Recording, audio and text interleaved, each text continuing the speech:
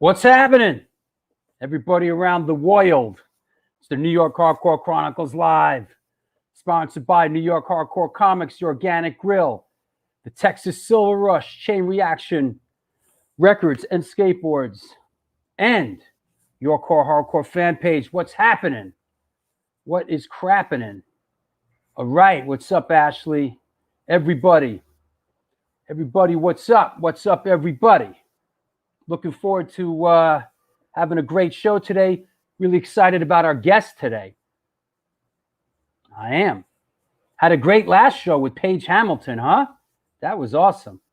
Time to get evil. That's right. Am I evil? Yes, I am. All right. What's up, Alan? How are you, buddy? Hey, you know what? Riddle me this. Riddle me this, party people. This super chat thing. I engaged it. It should work. Someone do a super chat. Spend $2. One of you cheap fucks.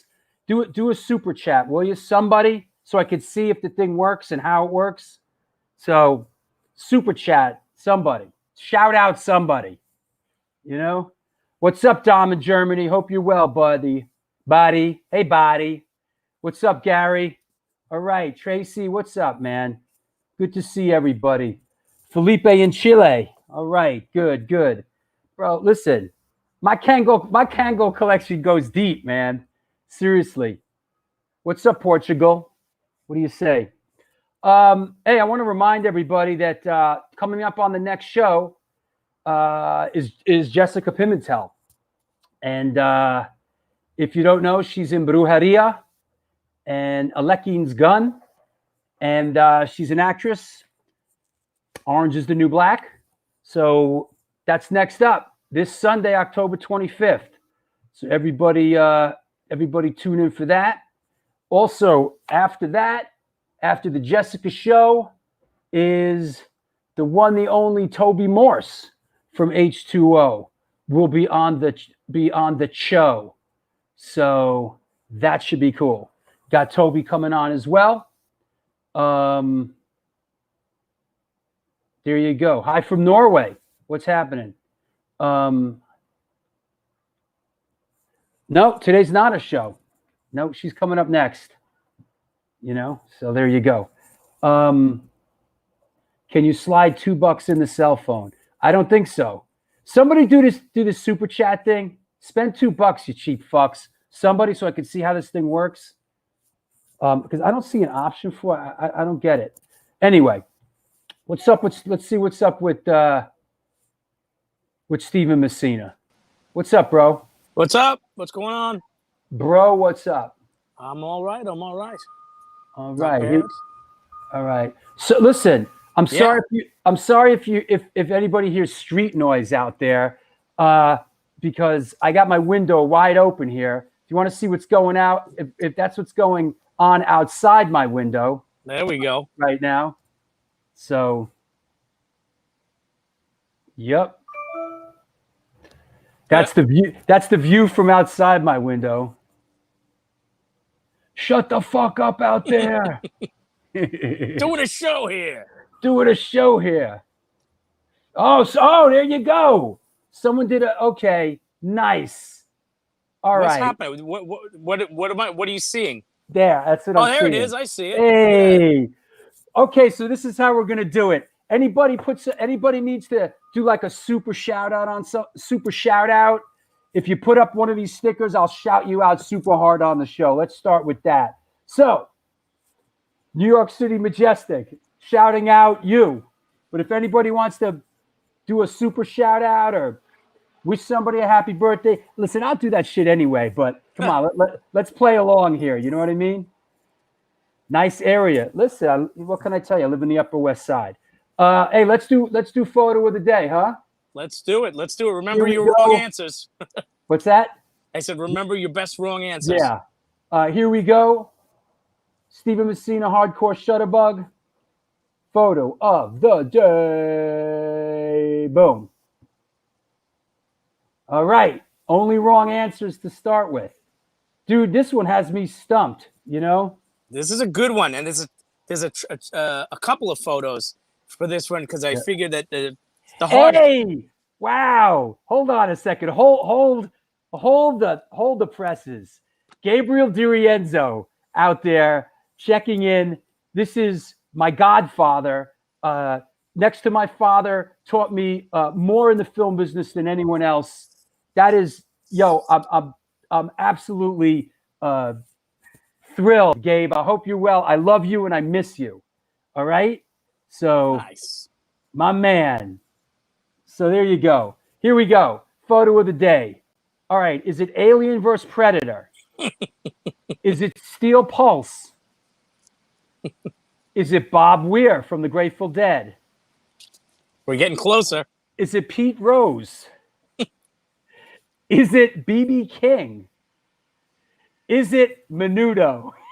Menudo always comes back. Menudo. Yo, Gabe, I love you, buddy, and let's talk soon. Yeah. We should have Gabe on the show is what we should do. Is that Monkey from Korn? Is it Entombed? Again, now we're getting closer. Okay. Let's do another. You sent me another photo. Let's do another photo. Let's see, what did you send me? Okay, here's another photo. Is it? There we go. I love this one. Is it Hot Tuna? Is it the dude from Obituary? Getting closer again. Is it Manowar? It's definitely Manowar. All right, here we go. You ready? Let's do it now. Suffocation.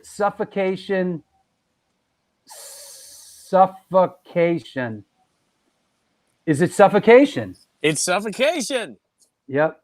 Yes, that's it. I'm glad. I knew we had some death metal people in there. You sent me one more. Let me do the one more from that series. There you go. Boom. Okay, so it's Suffocation. We've determined that it is Suffocation. Yes. Fun with asbestos says Suffocation. Oh man. Yeah. All right, tell us about this. Suffocation, who Long Islanders, Long Island's own, one of the big death metal bands, really, and excellent band. This was taken at the Crazy Donkey in Farmingdale back in 2010, and the show was nuts. The show was Suffocation, Goat Whore, Behemoth, and Devil Driver. And insane show. And Suffocation, actually, the singer just recently retired, and they got a new singer. But one of really the most retired? Important. Yeah, he retired. I'm retiring. Yeah, no, they've been around forever. And in fact, the funny thing is, my friend was his wedding photographer, and he actually sang to his wife in the Suffocation voice at the wedding. You know what? I got to throw this one in there. Someone put this. Is it Two Guys Pizza out of Hicksville? That's good. What's up, Dom? Hope you're well, buddy. Yeah, these are your boys from Suffocation. Yeah, these guys. I did not know they were from Long Island. Oh yeah, no, they're actually. There was talk of a Long Island Music Hall of Fame a few years back, and they were actually one of the bands that was being considered for it. Cool. People think about Billy Joel and the Stray Cats and people like that, but Suffocation are probably one of the biggest death metal bands ever, and they are from Long Island. Cool. And I figured today was a good death metal day. Well, considering who we have on the show, right? Absolutely. Yep. Oh, that's cool. These new, I could see that. Is this like a new thing? Like it's Boulder. Is that the shout out? Yeah, but what I don't get is that you can't I see that you can sort of pay for a sticker, but I thought maybe you'd be able to put a comment in there and say, "Yo, happy birthday, so and so," or something. Hmm. You know. All right. You live and you learn, right? Do we got to do? Hey, help me help you. Exactly. Help me help you. Speaking of help me help you, hold on. Let's bring Rap Bones on. It is Wednesday. It is a Rap Bones day. Let me get his icon up. Let me. I'll see you towards the end. I'll bring you on, and we'll talk with London. You got it. See you guys. All right. Ladies and gentlemen, boys and girls of all ages, by popular demand, Rap Bones.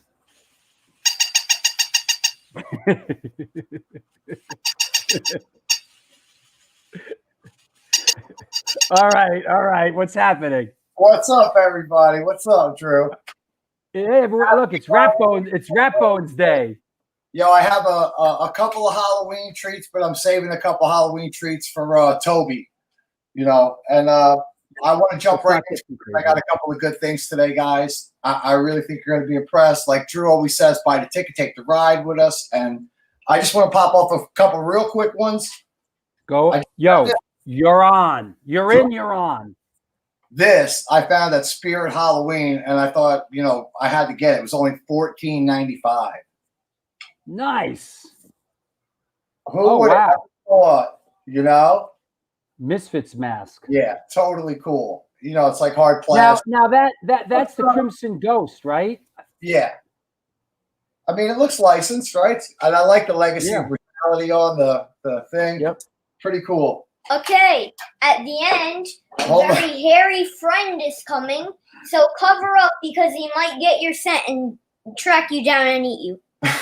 Okay. There's Luke's warning. All right. Hey, thank you, New York City Majestic. The option is there and functional. You can highlight a comment. So anybody has someone they want to shout out. Oh, okay. I'm sorry, Matt Rappos. I'm just trying to get the hang of this. Okay, Mark Toll says, I am a Canuck, super chatting, gluten loving, never lurking, golden god. Rappos for president. Hey, thank you. All right. Thank you. I see the system works here. This is cool. All right, so go ahead, Rappos. I'm sorry. All right, guys. We don't have the Conan comic today, so I want to just get a little back into music and hardcore with you people. So at first glance, I picked this up at the flea market. You know, at first glance, it's like, yeah, rip, 1990, metal posers. But as soon as you crack it open, you got DRI. You got Biohazard. In, you know, all articles, you know. Nice. You got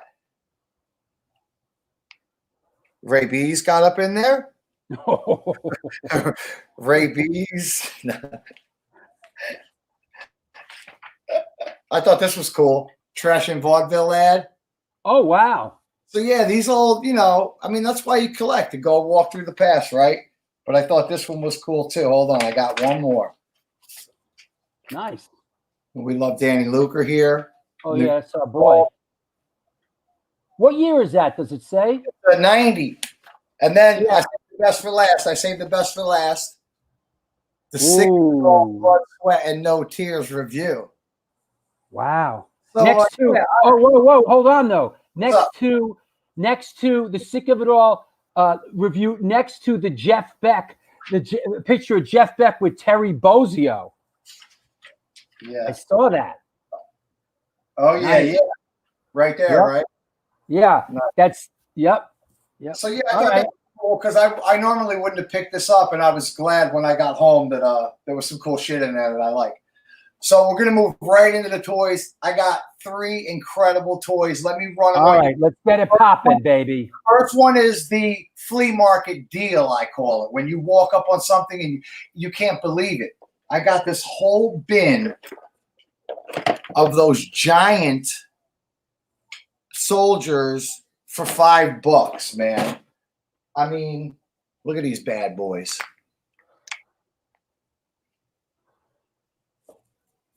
And we all had great times in the backyard throwing rocks at these things when we were kids, you know? He was one of my favorite guys, the Kung Fu guy, right? You got the flamethrower guy. the marksman. With the bent, I love the marksman with the bent The rifle. grunt, and of course the grunt, the pawn. Yep. So yeah, I thought those were super cool. I got a super deal on them, right? $5 for that big bin. And then another deal I couldn't pass up this week at the flea market. All my stuff is always fresh. It's always hot off the press. When I like that. Every weekend I know the show's coming up and I buy some really cool stuff. I found this old ass bottle of marbles full. It's from the jars from Wilkins Farm in what does that say? Peekskill. So I thought that was cool, but I mean, you pay $20 for a little handful of marbles at the flea market. So to find this bad boy blasting full of the goodness, Nice. I paid $15 for this whole thing. But then it got even better at the flea market this weekend because when I turned around from getting those marbles, I saw these bad boys sitting out, and these are Tiki gods and these like, I don't know, I guess you'd call it Tiki, right? Collectibles, right? And they're actually from Coco Joe's from Hawaii, and you can tell with the green stickers on the back that they're official. So I paid $5 a piece for these too, which is like, they're easily like 20, $30 a pop. Easily. But Easily. the really fly ones, those were just like the ones that, like if they would have been sitting there by themselves, I might not have put the connection together. But these bad boys were there too. And these are like the real. I mean, these are just incredible. The same Coco Joe's. Oh, those are cool. Yeah. You know, it says Coco Joe's on it. It's got the stamps on the bottom. All right. So yeah, man. Yeah, Dory says my cousin makes those tikis. Yeah. Those exact tikis or repops maybe. Yeah. Because these are really official from the 70s. And the last tiki I got, I really want to get into the show too because I love the guest today. He seems very interesting, but this is the last one I grabbed. $5 again. Wow, that's nice, man. Yeah. I mean, these things are incredible. And this is Lano, the Polynesian god of peace and prosperity. He's the top god on the island. I'd rock that. I like that. Yeah. You know, and that kind of falls into Halloween. Remember, you know, didn't Halloween. Trouble on Brady Bunch when we were kids, like finding one of these, and Vincent Price tried to child traffic him in the tunnel.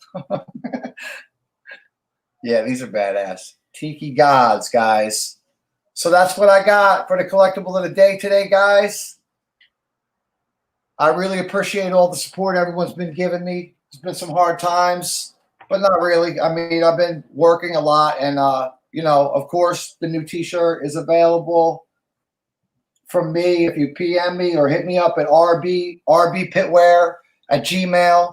You know, I take PayPal and all that. So, you know, thanks for the support. You know, I have tonnage.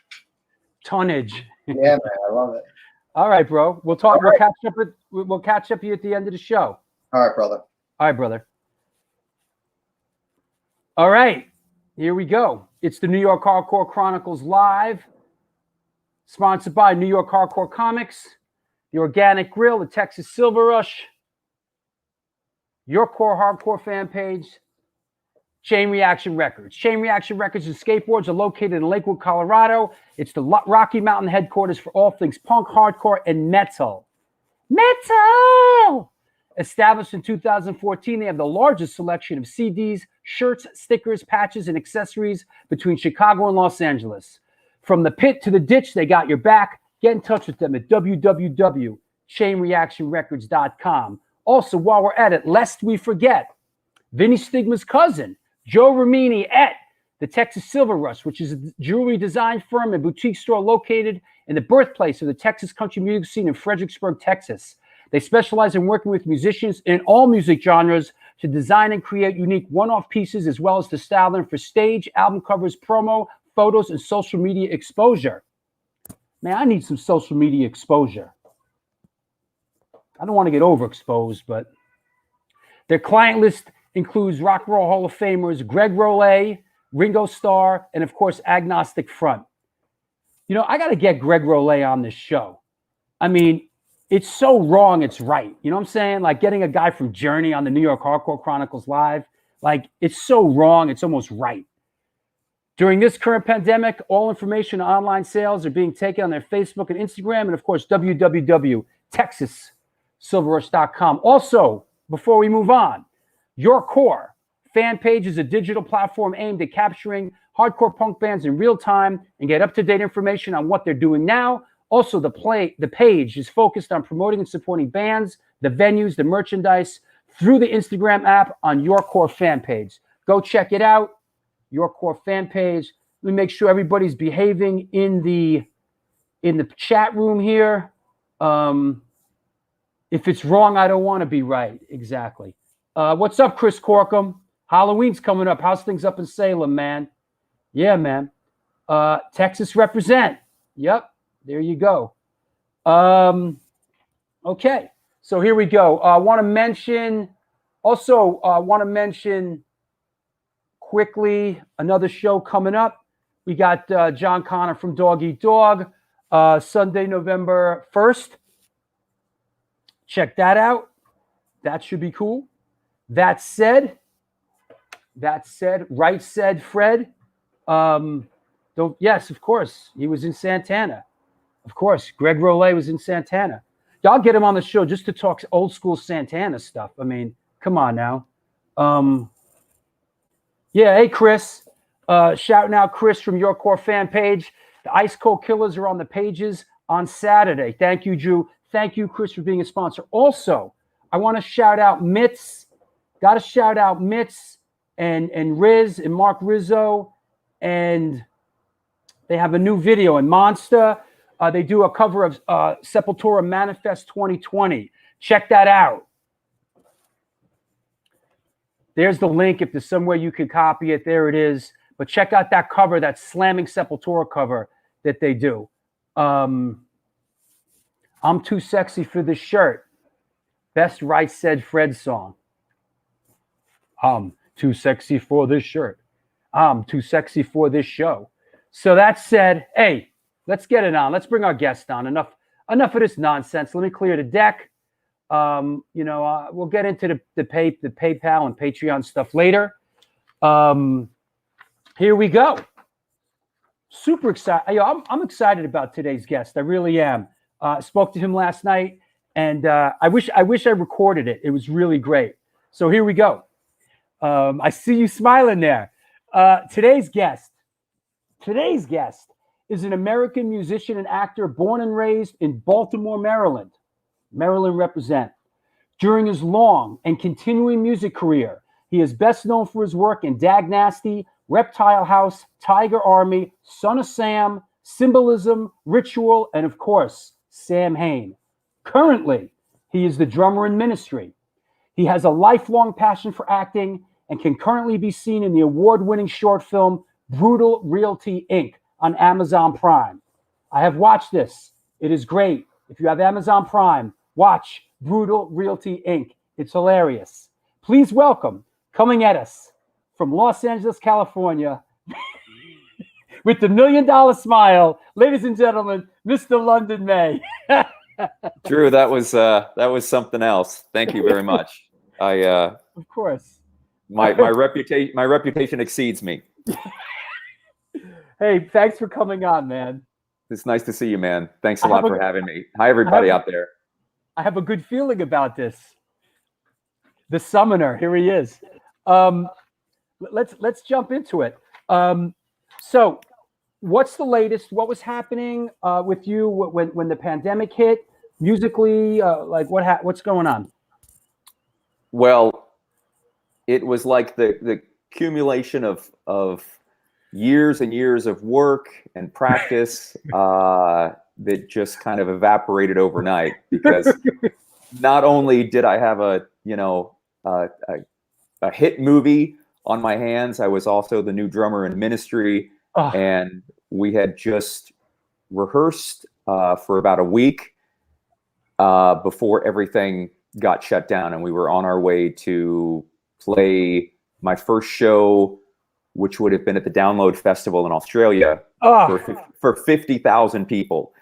And we were at the rehearsal studio, and we were right next door to My Chemical Romance, who was headlining the event. And when we were setting up to rehearse, they were loading all their gear out. And it wasn't going to Australia, it was going into storage.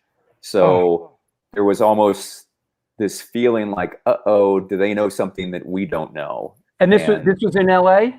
Yeah. This was in March, the second week of March. Right. And so I had the whole band, you know, we were just, it was on fire. The set was great. And we got the bad news, and we just continued to rehearse for the rest of the week, just to kind of prepare for our summer tour, which a couple months later got postponed as well.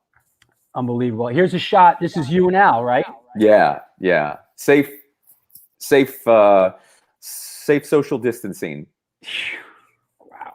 That's man, I'm sorry to hear that, man. Yeah, it's all right. Everything happens for a reason. Now we've got a new record to present to the world, and I think so far it sounds awesome.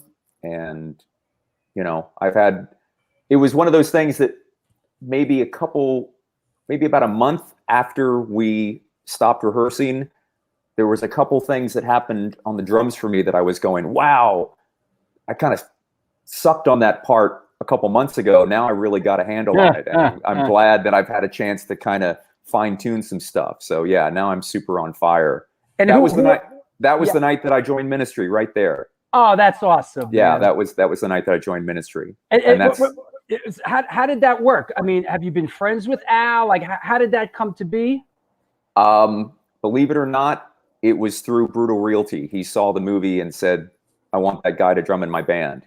That is, wow. Yeah. I love it. So it's a story of doing something in one area and having it have an unexpected result in another area. So I want to encourage people to follow their weird dreams, because I didn't know that it would pay off in this way. How who's in ministry these days? Who else is in the band? Well, that picture is me and Al, and our manager and Al's girlfriend, Liz Walton, and then that's Paul Demore on the right, who's the bass player, and he is from the band Tool, and Sin and Caesar are our guitar bookends, and then JB John Bechdel is playing keyboards, and he's been in the band for 15 years at this point. So it's a great lineup. It's really kicking ass, and we hope to get back out there and see everybody next year. You know, it's a crazy world, and the hand just has to play out, you know? Yeah. It's crazy. I mean, we want to think that when things resume, we're going to be able to pick up kind of where we left off, right? Like, and get back into it. That for certain things, certain bands, certain tours, certain clubs are going to be around, you know, when things pick up again, you know? Yeah, I hope so. A lot of venues are closing and may end up being apartment buildings or retail stores when they open back up, and that would be really sad. That would be like the CBGB's thing on a global scale. All these classic clubs are now clothing stores or Starbucks. So I hope we can somehow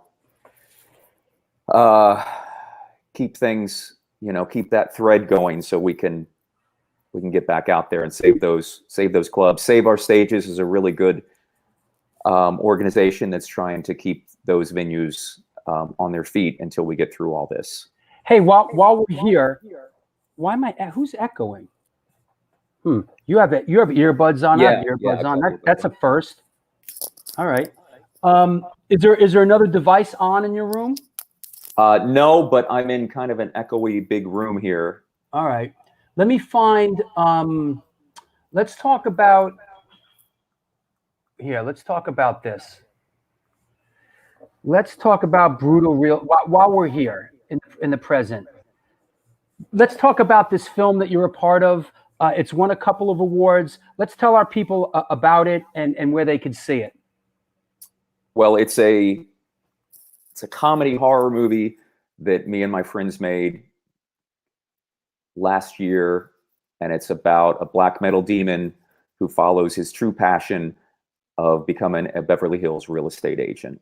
And hilarity and loads of gore ensue as he fumbles his way through that. And it's just a passion project, whether it's music or acting. Most of the stuff, I just don't wait around for somebody to cast me or put me in a band. I go ahead and start a band, or I make a movie with my friends, because I don't know, at this age, I'd rather be following my own dreams instead of, always supporting somebody else's dreams. So I met some great people along the way, and we kind of put together our resources. I met a great writer, a kid.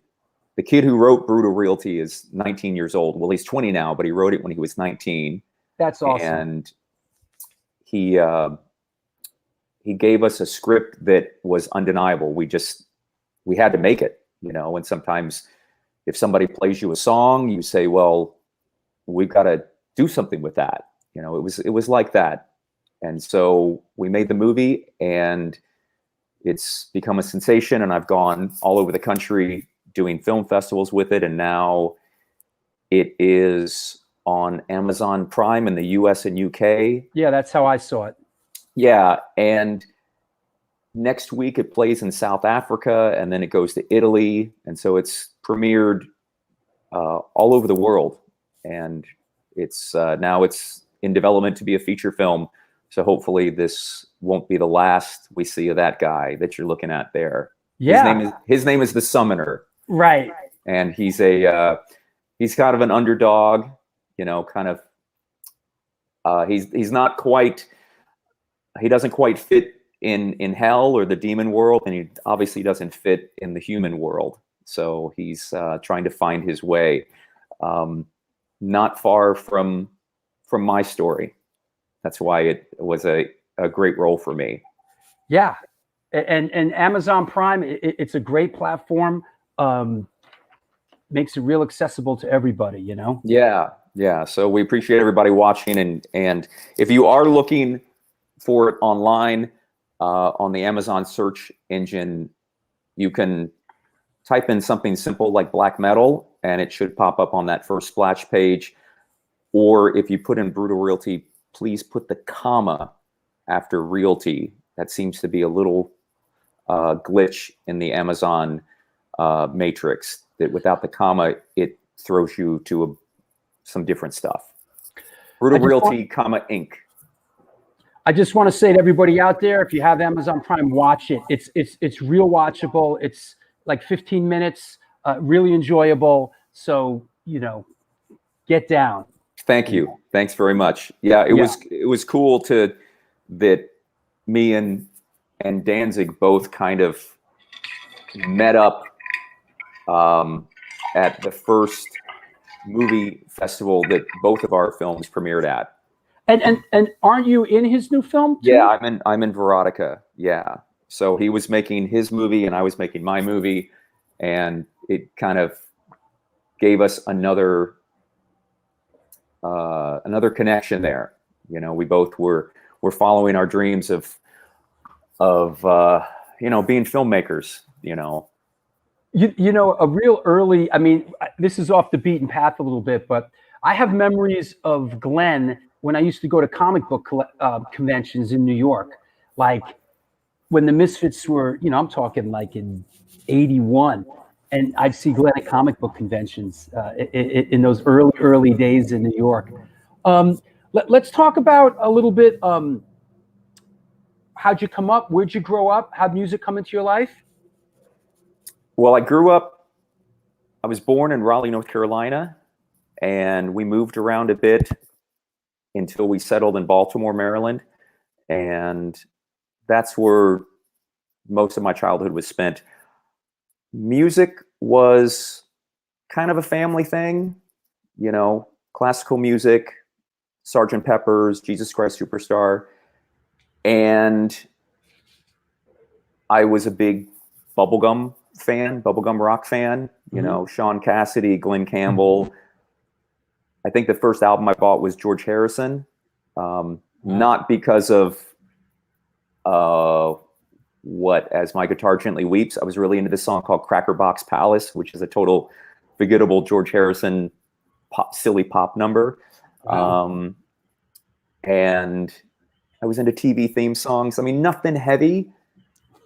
And then I would say something about The Who really connected with me. And then that really kind of started me on a deeper journey into music.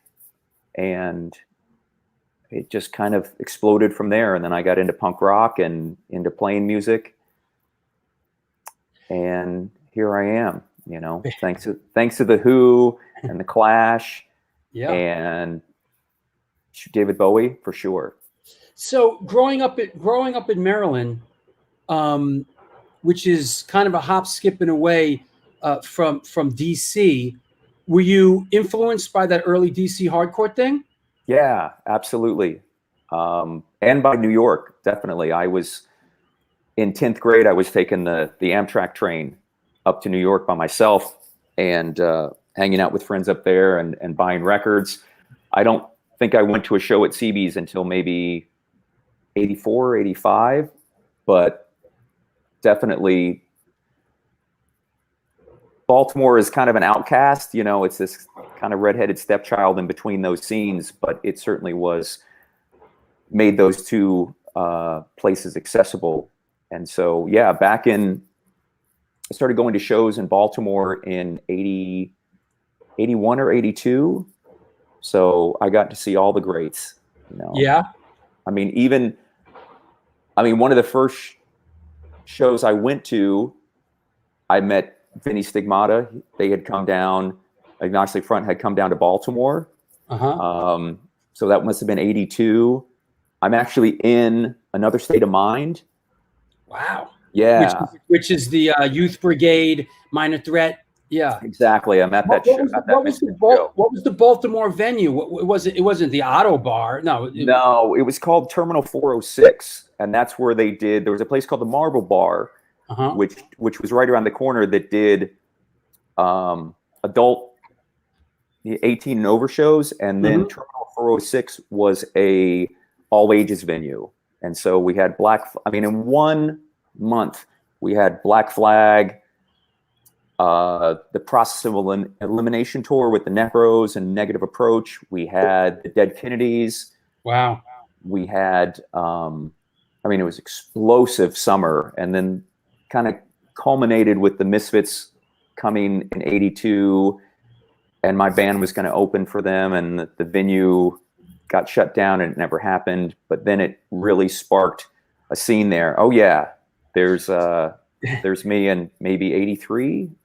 So why drums? Why did you gravitate to drums? Well, I had played guitar before, and I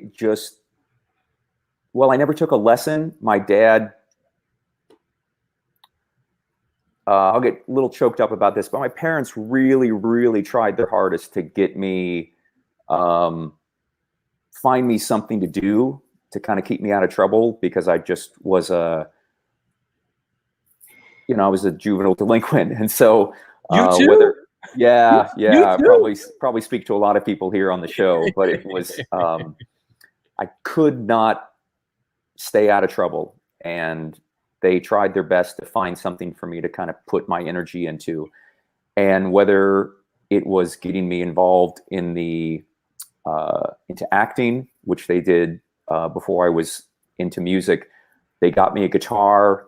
They rented a guitar. And they rented me the guitar that I wanted. Was a Sunburst Les Paul copy that was similar to the one that Pete Townsend had. And so but I never took a lesson. I just kind of looked at pictures, in a magazine, in Circus or Cream or Rolling Stone, and tried to replicate what Pete Townsend was doing. And we couldn't tune it. I didn't have a book or anything. And like after a month, we took it back and just said, I don't think the guitar is for me. I ended up learning how to play guitar later on, but You circle back to it later. yeah, I came back to it because I kind of understood. I understood it a little bit more. And then I got into drumming in 8th grade because it seemed to be, a little more primitive. And at that point, The Who had really made such a huge impact on me that, Keith Moon was undeniable, and seeing the Kids Are All Right, Mm-hmm. and being torn between wanting to be Pete Townsend and being Keith Moon, So I tried Pete Townsend, that didn't work. So I tried to be Keith Moon, and that seemed to be a little more natural for me. So what was your first band? Did you start? How did that come about? My first band was called, going real far back, was called. You look young. You look pretty young here, bro. Yeah, this must have been 19. This was before the picture that you see. Me and my buddy had I wouldn't even say it was a garage band. It was a bedroom band. Probably everybody had a bedroom band. It was me and just one other guy. His name was Mike Frost, and we were called MIA. And it was. Go ahead. I had a bedroom band too. It was called the Zoids. The Zoids. We were the Zoids. We played in Bill Budis's bedroom. Yeah, that was the place to rehearse. I had my drum set up by the radiator. My mom was like, no matter how hot it gets, you can't open the window because we'll get neighbors to complain. Yep. But MIA, which stood for Missing in Atlanta, our singer was a black kid, and so we thought that was that's fucking awesome. So I was writing songs, like my first song was called Wimp Cop, which was about police brutality. So I was kind of in on that way back in the day. We got messed with by the cops being skateboarders and stuff back in Baltimore City. But then my first band that actually recorded and did stuff was an Oi band. It was a skinhead band called Rat Patrol, and we recorded a demo that was unreleased up until a couple years ago when I put one of the songs as the lead off track on the Devolution record that I put out. Actually, Cleopatra put it out a couple years ago. Yeah, we'll talk about that at some point. Are there any MIA recordings? Well, yeah. There's, there were, but when you're a kid, you have only a couple cassette tapes and you just record over and over and over them. So unfortunately, the drum and vocal duo, we actually had an MIA microphone. It was like a microphone with a cardboard paper towel tube to make it actually look like a real microphone, and it said MIA on it. Yeah, I maybe back in my parents' house we have all that stuff. Our very knowledgeable Chucky Brown says he was also in a band called Trud. Yeah, after we did one show as Rat Patrol, and then I got poached to play in Trud, which was the band that became Reptile House. Oh, okay. Yeah, and that was the band that was supposed to open for the Misfits. Trud was to open for the Misfits. So thank you, Chucky Brown. Right. This photo here. Now we'll double back to Reptile House, but I have this photo up here. This is an incredible photo right here. Now, from what I understand, this is a early Samhain photo, and that's you in the pit throwing a couple bodies around, huh? Yeah. I was absolutely fanatical about the Misfits and Samhain. I saw the Misfits in '82, and then when Samhain erupted or came about in '83, it just 83 or 84. I don't know. Whenever they came around, it just turned my world upside down. It was the Misfits, but in a darker, more occult realm, which really attracted me because I thought it was even spookier and more scary than the Misfits. And that was, I think that show might have been in Baltimore, where Reptile House got to open for Samhain a few times. And as soon as Reptile House would finish, I would just jump in the front row and get ready to go nuts. Oh, apparently London May was a beast back in the day in the pit, huh? Yeah, well, I hope I don't throw many elbows these days, but yeah, back then I was I was a maniac. Great. So I got a Reptile House photo here. Let me find that. Here we go. Fucking look young in these pictures, bro. So Reptile House, right? Yeah. Oh shit, yeah. That's with one of our banners that Danny made. I don't know if anybody knows that Danny from Reptile House evolved into Dan Higgs, and he's the singer of Lungfish, which put out 10 records on Discord. And so Reptile House did a 7-inch on Discord, and that is the picture you're looking at is really early on. That might have been us opening for the Circle Jerks at the Galaxy Hotel in Baltimore. And that's Dan before he had all his tattoos. Yeah, he's got one tattoo there. I want to ask. I think that's 1983. Wow. Could be 84. So 83, and then you're in the pit with Samhain, and then eventually you join Samhain. Yeah, like that rock star movie. You know, we weren't playing Samhain covers like the movie, but it was because of Samhain I got to be in contact with Glenn to book shows, and then it kind of started a relationship there. And then he asked me if I would come up and audition, and it was right in the middle of the Reptile House campaign after the record came out. So it was a tough decision to walk away from something that I had started with my friends that, you know, we had built from the ground up and we're very proud of. We had just done a 25-date US tour, and the record was doing well, and it was very bittersweet to leave Reptile House for Jersey and for Samhain. It wasn't, you know, a lot of people think it was greener pastures. It wasn't. It was blacker pastures. You know, it was a rude awakening. It was not anything that I expected. And from what I understand, you got thrown into the breach there with Samhain. It was, Glenn said you could do it, man, and you really, that was it. I mean, we would record. I came from a band that only had maybe 10 songs after 3 or 4 years that each song took us, you know, a month to sort out before we would ever play it. And then I joined Samhain, and we would write and record a song in one day. It was so quick. The turnover was so fast. Here's the song. This is how it goes. And then later on that afternoon, we'd be in the studio cutting it. I want to say that to a lot of our people out there watching the show, that these Samhain photos, someone was mentioning that I've never seen that before. These photos are from London's personal collection.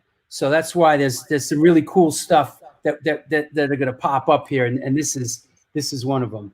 Only for you, Drew. I pulled out all the stops. Give you a great show. I appreciate you being on here, and I see all the little comments. Thanks, everybody. Yeah. Yeah. You know, we know how fanatic these Misfits, Samhain, Glenn Danzig people are. You know? Oh, I think there's some more in there too that are pretty epic. Yeah, there's I got another one here. Hold on. Well, this one's great, man. This is you sent this one to me. It says it basically Samhain 1986, right? Oh yeah. That's not even in my drum set. That's the drummer from Slint's drum set. Yeah. Yeah. That's Britt Walford's drum kit. That was a treat. And so you're in Samhain there. You were a big part of recording. Would that be the third record? correct. Yeah. November Coming Fire. November Coming Fire, which arguably is Samhain's great moment. Thanks. And after that, things sort of flit apart, I assume, because I believe Rick Rubin, Glenn sort of has a different vision. Tell us about that a little bit. Well, everything was cool for a couple years, and then we played this infamous show at the Ritz, the Rock Hotel show, with Celtic Frost and MDC and DOA, and Rick Rubin was there and was scouting for bands, and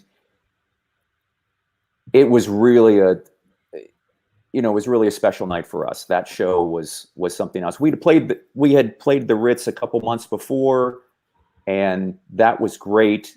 But then for some reason, when we played that, the New Music Seminar show, we really were on fire, and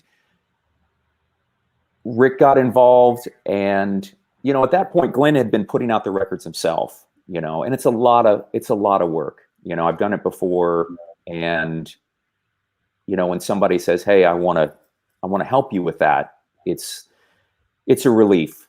And so, Glenn's room was that's the night of the New Music Seminar right there. Nailed it. That's the show. Yeah. Nice work on that. So that's the night of the infamous show, and Rick got involved, and he had some ideas about who should be in the band. And, first, Damien was the first on the chopping block, and then later on, I ended up on the chopping block as well. So, as you see, that Samhain really. Go ahead. Was that the last Samhain show, basically? It was the last Samhain show of that. Talk era. about bittersweet, huh? Yeah. That was. There was a good. We were a three-piece for a while after Damien left. Me, Glenn, and Erie were very productive and really knocked out some great songs and some great recordings. A couple songs off the first Danzig record were actually recorded with the three of us. Glenn was playing guitar, and it felt very organic, and it felt very creative. The three of us working together and recording. We recorded most of a Samhain 4 record called Samhain Grim. Wow. And most of those songs have come out, or you can find those on the internet. And then it was a shock when Erie came and told me that I was no longer in the band. But when I look back, there was some friction between me and Glenn. There was always friction between me and Glenn. It's wow. That's the picture I was talking about. Nobody has seen that. That's a blood picture, out of focus, obviously, but super cool. That's backstage at the Metro in Chicago. That show was actually recorded live and released as the live 85-86 album. And so that was the first Blood show that we did. Wow. That shit was sticky. But it made for some great pictures. Yeah. So anyway, obviously we've made up and time has gone by, and I've been back in Samhain in one form or another since 1999, and we have done lots of touring since then. Yeah, let me throw on one of those pictures. Which is because I saw a couple of these shows. I saw the one at the Hammerstein Ballroom, but it's a nice side note at this point to look back and say, hey, things are great. Yeah, and everybody's cool, and you've been playing. I see playing bass here, and wow, and I see Zing back there playing drums. Yeah, it's funny how that turned out, but I found my way around a bass, and I actually ended up auditioning to play guitar for Samhain in '99 before Todd stepped in to help us out so we could do that tour. And it was a necessity. We ended up having 2 drummers in the band. And how do we kind of navigate? Is there a way that we can do this? And Steve hadn't played bass before, and I was rudimentary at best, but we were able to kind of pull it off where I would play bass on the first. What would dictate the switch? Just for the Samhain, for us Samhain fans out there, what would dictate? Okay, Zing, let's switch. Okay, it's really logical. Steve played drums on the songs that he played drums on, and then I played drums on the songs that I played drums on. So that was how we. That was the set change. That I would support him on bass, and then he would support me on bass. That's cool. That's actually at I believe that's at the Ritz, which ended up being the Bowery Ballroom. Am I correct in that? No, the Ritz has reverted. The Ritz has reverted back to its original name, Webster Hall.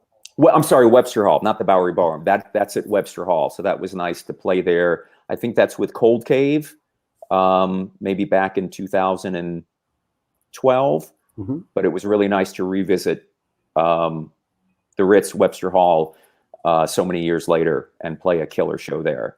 Awesome. Hey, stick with me a second. Let me shout out the sponsors, and we'll come back and we'll talk about acting. We'll take some questions, so on and so forth. All right. All right, here you go. It's the New York Hardcore Chronicles Live, sponsored by New York Hardcore Comics, Organic Grill, the Texas Silver Rush, Chain Reaction Records and Skateboards, and Your Core, Hardcore fan page. New York Hardcore Comics was opened back in 2013 when lifelong friends Debo DePro and Lee Fraley combined their collections and obsessions for comic books, punk rock, toys, statues, magic, The Gathering, and all things horror. The store is located at 117 Main Street in Dobbs Ferry, New York. If you want to support them during this pandemic, contact them via email at newyorkhardcorecomics@gmail.com. Also, got to shout out the Organic Grill and Vlad the man at Organic Grill. There you go, buddy. Organic Grill is a vegan restaurant located in the East Village of New York City at 123 First Avenue, featured in New York Magazine, the New York Times, and Veg News. Their dishes have won numerous awards, including Best Veggie Burger. They make their own cheeses, sausages, and burger patties, and every dish on the menu can be made gluten-free. This year, they're celebrating their 20th anniversary, and they're all about having a great time while enjoying amazing, clean food. After 3 months of being closed, it's actually more like after 5 months.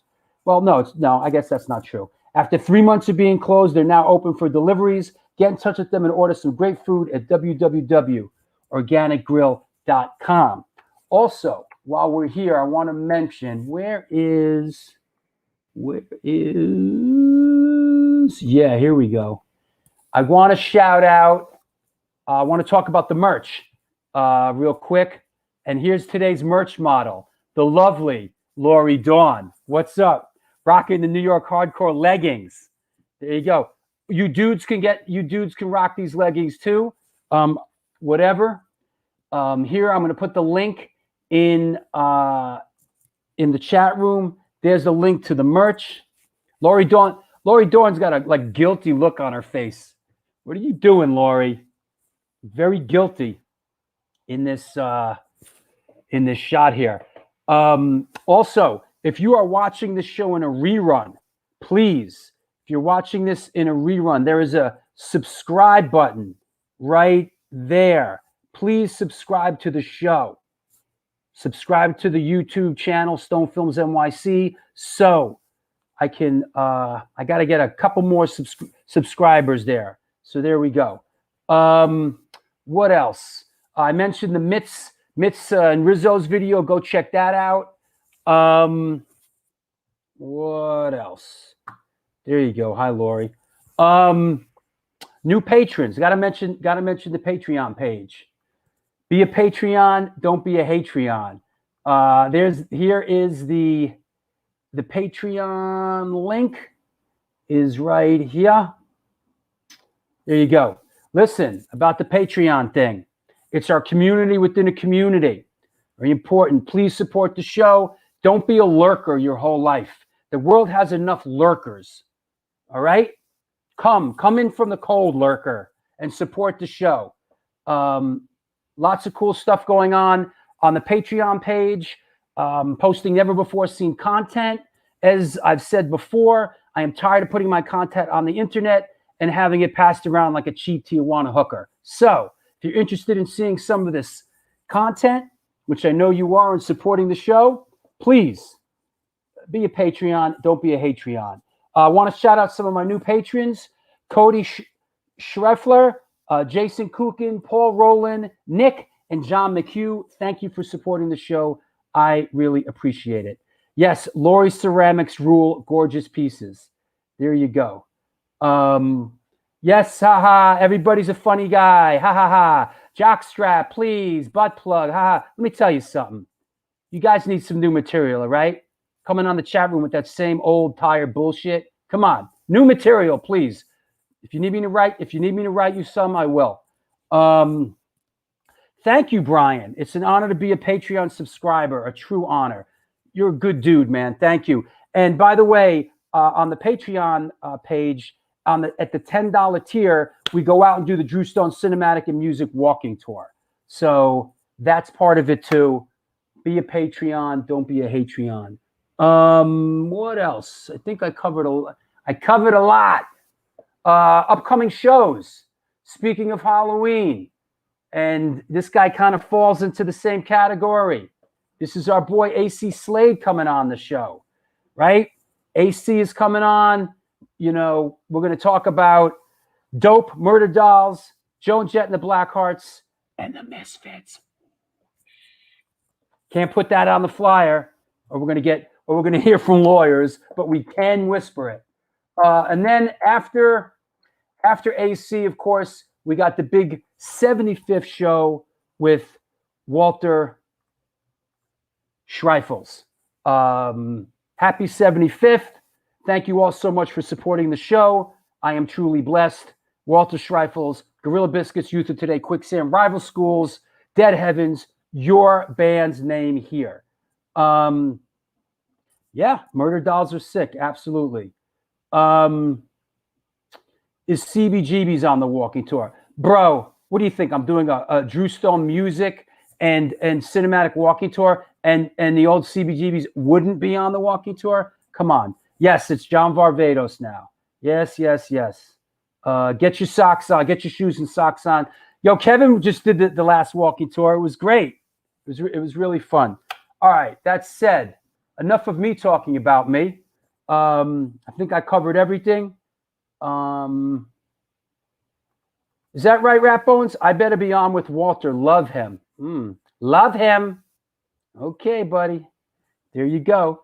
There's the Patreon page. Come on. Let's clear the deck. Let's bring our guest back. Let's talk about some film stuff, huh?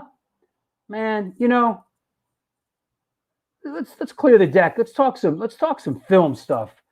Let's talk some film stuff, London May. I want to talk about New York hardcore, actually. Yeah. No matter how hard I try to get away, it pulls me back in. I just, I was thinking about, we talked a little bit last night, and it just brought up so many memories of my time in the city, and I got real nostalgic, and I'm not trying to I don't know, prove my cred here, but man, I was there for some great stuff, and just much love to the scene. And I got one. Wait, I have a photo you gave me. Wait, I gotta put it up. Hold on. Here it is, right here. Okay. There it is. Okay. Listen, ladies and gentlemen, I have no idea what's coming up. So, ladies and gentlemen, listen. This will do wonders for your cred with this audience right here. London May playing CBGBs in 1987. Oh shit! Yeah. with our boy Tommy Victor doing sound. That's right. Yeah. That's right. What band were you playing with here? That is with Dagnasty. Oh, wow. Yeah, that's with Dagnasty. Hardcore Matinee. Couple of those songs from that show that Tommy recorded, and it also ended up on the Devolution album that was put out. Let's talk about that a second. Tell us about the concept of the record. It's got some devolution, right? It's really your sort of your early days playing, and it's got Dagnasty, Reptile House, and it also has, which you have to talk to us about, is your audition for the Circle Jerks. Yeah. We kind of had to cap the record to make it a single record at just a certain era, because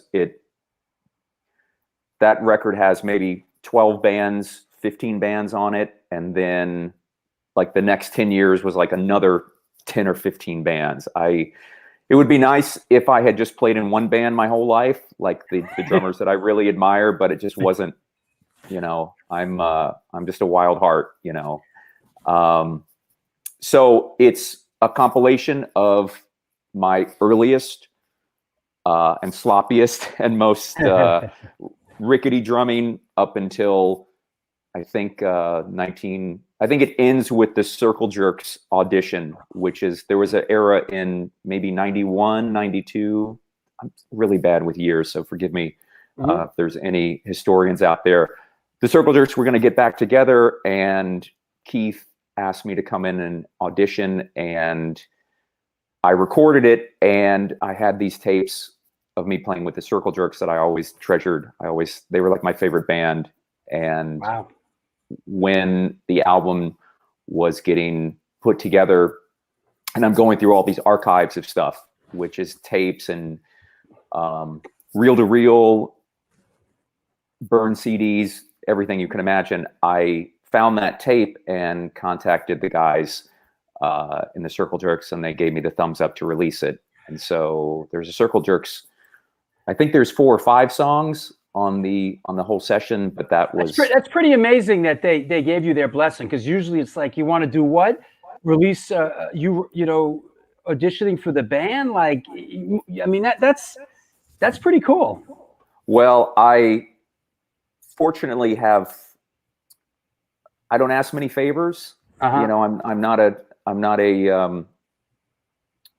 people have really been very generous with me when I once every decade I ask for something. I'm a fanboy, and so I can always come at people as a fan and as somebody in earnest and humble when I approach people about stuff, whether it's Glenn and getting a Samhain song on there. I'm the only person besides Metallica that he's actually licensed a Samhain song to. Wow. What Samhain song is that?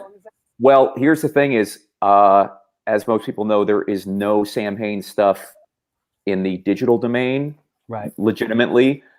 So on the CD and album version of Devolution, there's a live To Walk the Night version. Wow. But you'll find the album online on all the streaming platforms, but you won't find the Samhain track, because that was his one request, that the Samhain track not be online. Cool. So let's talk about film for a second. Yeah, let's do it.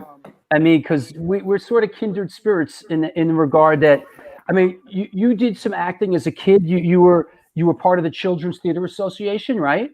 Yeah. Tell us a little bit Baltimore. about acting as a kid and as a teenager. Well, I think after I made my first home movie, I think my dad thought that maybe that was something that I would want to pursue. And he got me, I think he took me around to some different theater groups and tried to get me kind of involved. And then I was able to get into the performing arts children's group in Baltimore, which was taught by a woman named Deary Berger, who was kind of the matriarch of the Baltimore acting scene for kids. And so I was part of her troupe for a couple years. Is that what this is? Yeah. That's awesome. That's Deary in the middle. See if you guys can spot me. I don't think it's hard. There was only there was a real hunky guy who didn't show up that day for the picture, like a total like Prince Charming guy. And actually, he always kind of played the Prince Charming, and I was obviously, that's me there on the right, always playing the puckish, elf or troublemaker.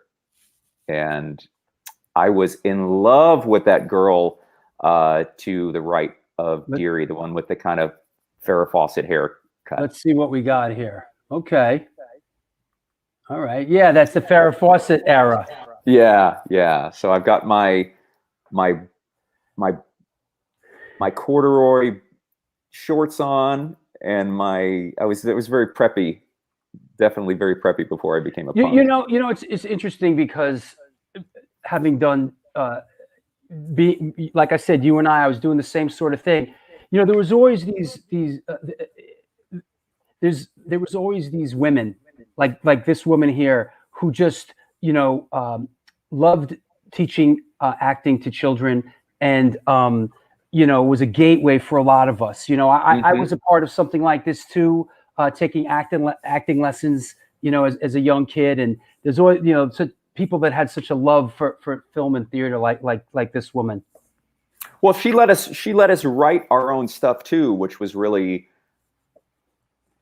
remarkable back then. That we would do certain plays, and then she'd actually say, we're going to do a presentation, or we're going to do some sort of performance, and you guys can all write your own skits. And I remember it was me and 3 or 4 other people from the troupe, and they kind of left it to me. And I wrote a big comedy skit based on the China Syndrome. Do you remember that movie with Jack Lemmon? Bro, yeah. So we had kind of a Saturday Night Live type of skit based on the China Syndrome, where Wow. What's happening here? Is this like backyard theater? What is this? Yeah, that's me and my first home movie. That's from Two Wrongs Don't Make a Right. I'm sure everybody remembers that one. That was that was as big as Titanic. Yeah, that broke all the records in Baltimore. Yeah, you said right. So that was me playing a homeless person who becomes a criminal and gets put to jail. Two Wrongs Don't Make a Right. I don't remember how the title fit into it, except that was me with the mustache from Hugo, the Man of 1,000 Faces. Do you remember that? I'm sure your toy guy knows that. Yeah. Hugo, the Man of 1,000 Faces was a toy that it was like he looked like Mr. Clean. Uh-huh. And it came with all these like little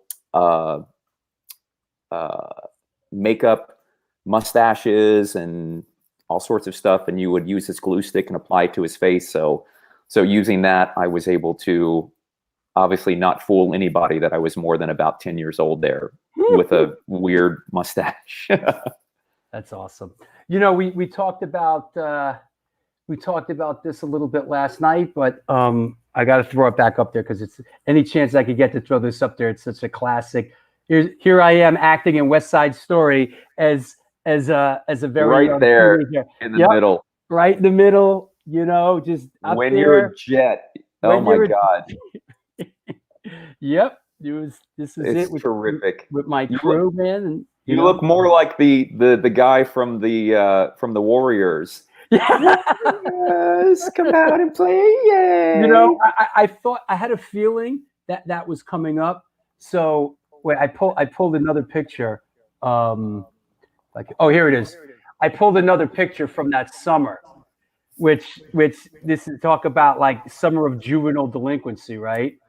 This is from that same summer, Ooh. So there you go. Wow, you look like the actor from Fright Night, the original Fright Night. Somebody type it in. What's the actor's name? From Fright Night? Yeah, From somebody Fright look Night. that up. Yeah, who was the vampire in Fright Night? I'm usually really good at horror trivia. Chris Sarandon. Look him up. You look like Chris Sarandon.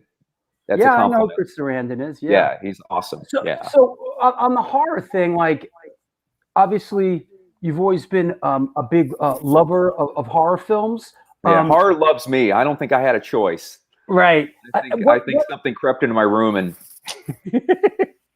I was a nice kid. I don't know how it happened. Baltimore, man, you know. Early horror films that you loved as a kid that influenced you, like early horror films. Dawn of the Dead, the 1976 version. You know, George Romero, Night of the Living Dead, Martin, Planet of the Apes. Yeah, hell yeah. I wouldn't really consider it's more sci-fi than horror. Kolchak the Night Stalker was really my gateway into not only horror but also investigative journalism. But being a news hound and being a truth seeker, bucking up against authority. I mean, he was a real hero for me. Kolchak, the character, was a real hero for me as far as being. Kolchak, he was PAF. He was punk as fuck. Yeah. He didn't take any shit. He bucked up against authority. He questioned authority, and I really took that. And it's still kind of a model for how I do things, which is look for the truth, no matter who.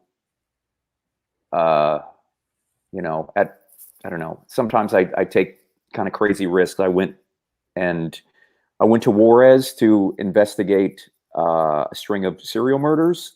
Juarez, years ago in Juarez, Mexico. I thought that was, you know, there's a couple things that I've done that have been kind of Kolchak related. Wow. I've met zombies in Haiti. I've slept in a mummy's tomb. Just trying to get that essence, you know. But I think, I don't know. That's a whole nother program. But I've always kind of gotten I've gone to Santeria ceremonies, been caught at a Santeria ceremony taking pictures in my Kolchak moment with a little camera, and I'm glad to be here today. I'm lucky to be here today with all this crazy stuff that I've done.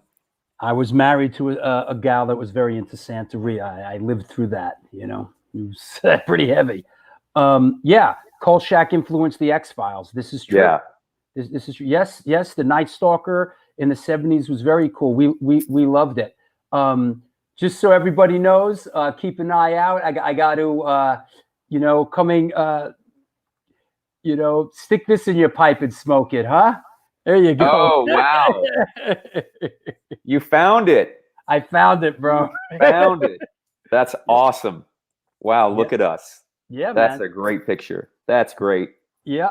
This was you and I at the there was we did a Michael Alago work in progress screening in downtown LA at Lethal Amounts, and that's Danny's place, right? Mm-hmm. Danny Punk Rock Danny. Punk Rock Danny. One of Glenn's boys. Yeah. Right? Yep. That's great. That's a nice picture. You look amazing right there. And you look really great on camera too.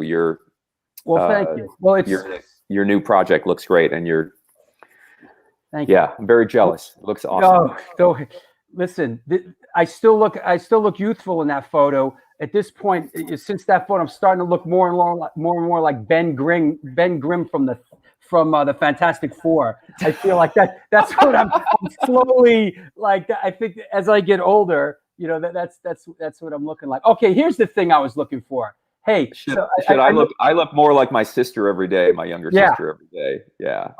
This is the film you were talking about, right? Yeah, there it is. There's the movie poster on the back of a blueprint paper. My parents were architects, so they always had nice giant pieces of blueprint paper, and that's definitely my cruddy writing. I'm still still never was able to master writing without it looking like I'm seasick. That's great. Oh, got to throw this one up too, man. Tell us what's going on here, man. Love this one. Tell us what's going on here, bro. Oh, wow. That's me on my first night as the king at Medieval Times. I did about 70 shows as the king at Medieval Times. I don't know, do you guys have a Medieval Times there on the East Coast? I'm sure you do. Is that like Renaissance Fair, like where people sort of they it's like a reenactment thing? Is that what it is? Yeah. Yeah. And so that was at a theater here, which holds about I would do 1 or 2 shows a night, and each show was about 1,000 people, and it was it's dinner theater. Chris Corkum says, yes, is that right? Yeah, it's dinner Okay. theater. Yeah. So I did that for a while, and then sadly, for the first time in my life, I actually had to leave a gig because of health reasons, and some reason I developed an allergy. I'm a pretty sturdy guy, but I developed an allergy to something there in the theater, whether it was the sand or whether it was the falcons. Yeah, the sand or the horses or the falcons. We couldn't put a finger on it. And actually, my doctor told me that I needed to take a break from the shows because I kept getting sick. I couldn't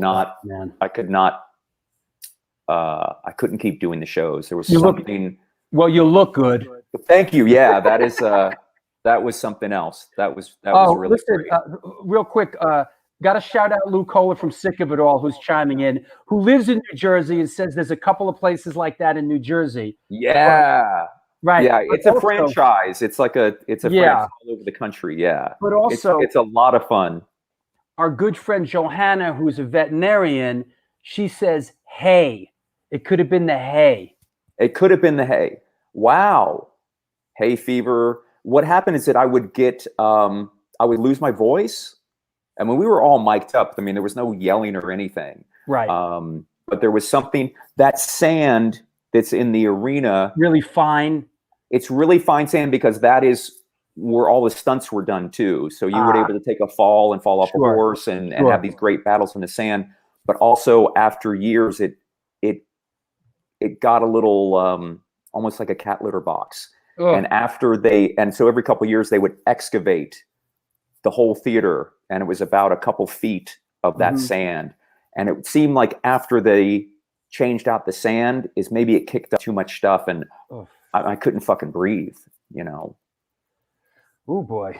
So wow, that's winter is coming. There you go. Winter is coming, right? No, it's a dream, you know, playing medieval stuff. You know, was a big fan of Excalibur as a kid, the movie. That is from a movie called New West. I was going to say, please tell me. It hasn't come out. Please tell me it's from a Western. That is from a Western. Yeah. Yep. And the kid who wrote that movie ended up writing Brutal Realty. So that's kind of this nice little. And he's 19 years old. This 20 years old. Yeah, he must have been 18 when he wrote New West, which was so good. It was like being on tour with people and seeing different bands and being like, hey, one of these days we should do something together. And then a couple years later, you reconnect, and he wrote a original script for Brutal Realty, and then he's written the screenplay for the Brutal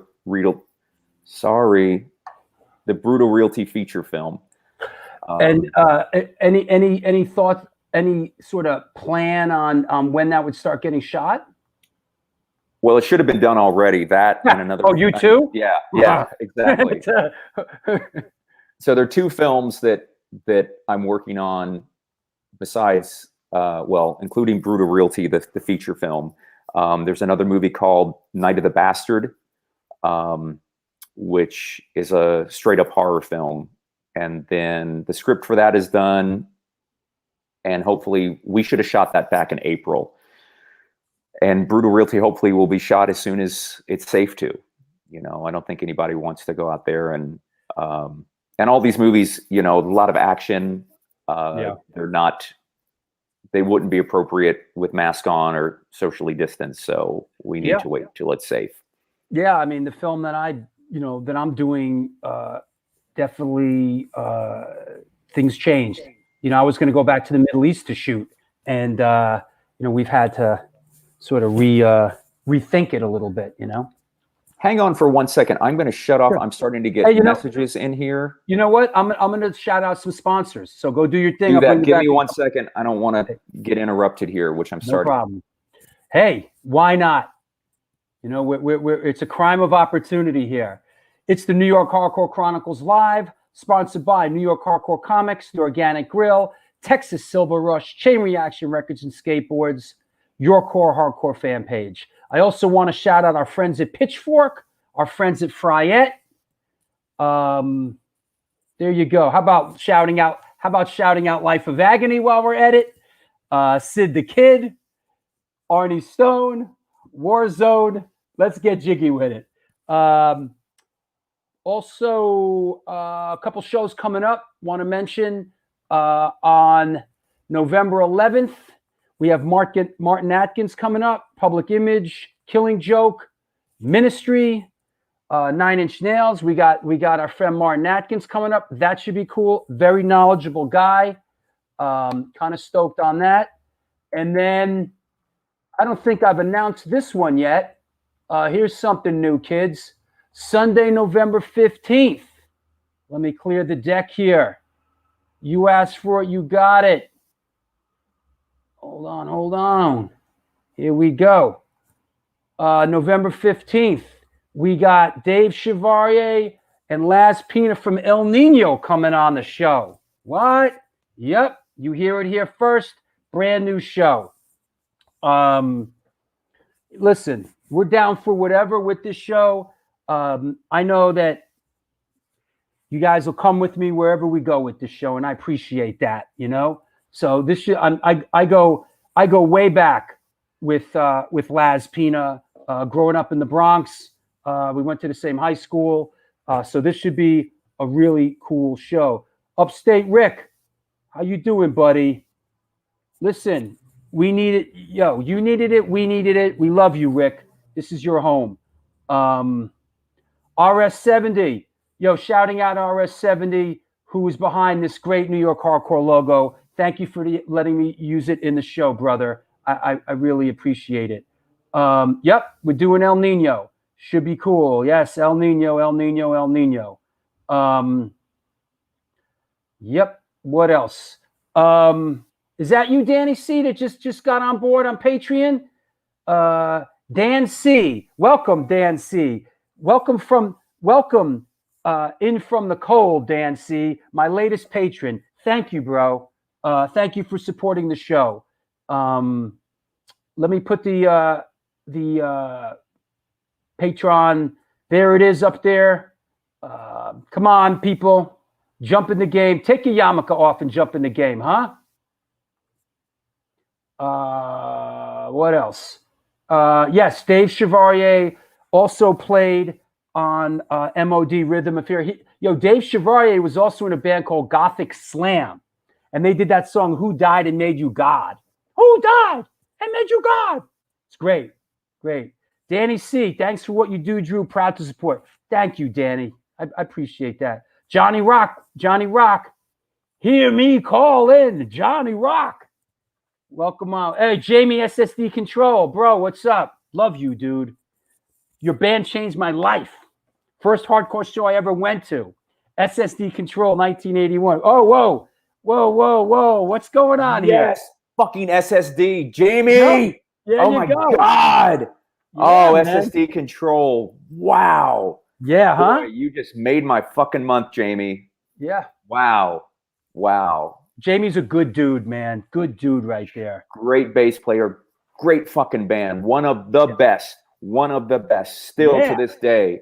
Yep. Boy, do I love your band, Jamie. From The Kids Will Have Their Say all the way to How We Rock, all the way to Break It Up. Oh, I'm there with you, man. I am there with you. SSD for fucking life, man. Damn, boy, you went there, bro. Break It Up. Yeah. No, man. Wow. Yeah, that was Baby Black. Jamie says, "Hey, London." Wow. Hey, Jamie, man. Hey, while we're here, kids, any questions for London? Please, dig deep, go deep. Let's do some questions for London. Let's have some fun. We're all part of this community and culture, so dig deep. Nothing stupid, please. But people are good. People are good for the most. People are good for the most part on the show. Yes. Okay. It's It's 2020. So I can deal with stupid. Well, it's. So I love when people ask questions that sort of fill in the gaps from my London. I saw you with Tiger Army at least 4 times and with Samhain once. Awesome shows every time. Thank you. Tiger Army. Where's my Tiger Army photo? Wait, I like the Tiger Army photo. Let me dig it up. I like the. Where is that? Thanks, Eric. I appreciate that, brother. Thanks for supporting all these years. Here we go. Tiger Army. Now, I didn't know much about Tiger Army. I looked it up. It's like a rockabilly outfit, huh? Psychobilly. Psychobilly. Here we go. Yeah. There you go. Let me that is my old neighborhood before it's been gentrified. That's Echo Park 20 some years ago. Echo Park? Yeah. That's next door to my house in a vacant lot, which has now been which I wish was still a vacant lot. I don't like my neighbors. And that is You're still in the same place? I'm still in the same place. I've been in Echo Park for 20 years. Wow. That's awesome. Yeah, 20 years actually on November 1st. Actually, when I moved in, Nick and Jeff helped me move in. So thanks, guys. Cool. Yeah, great record. I still get goosebumps when I hear Power Moonlight.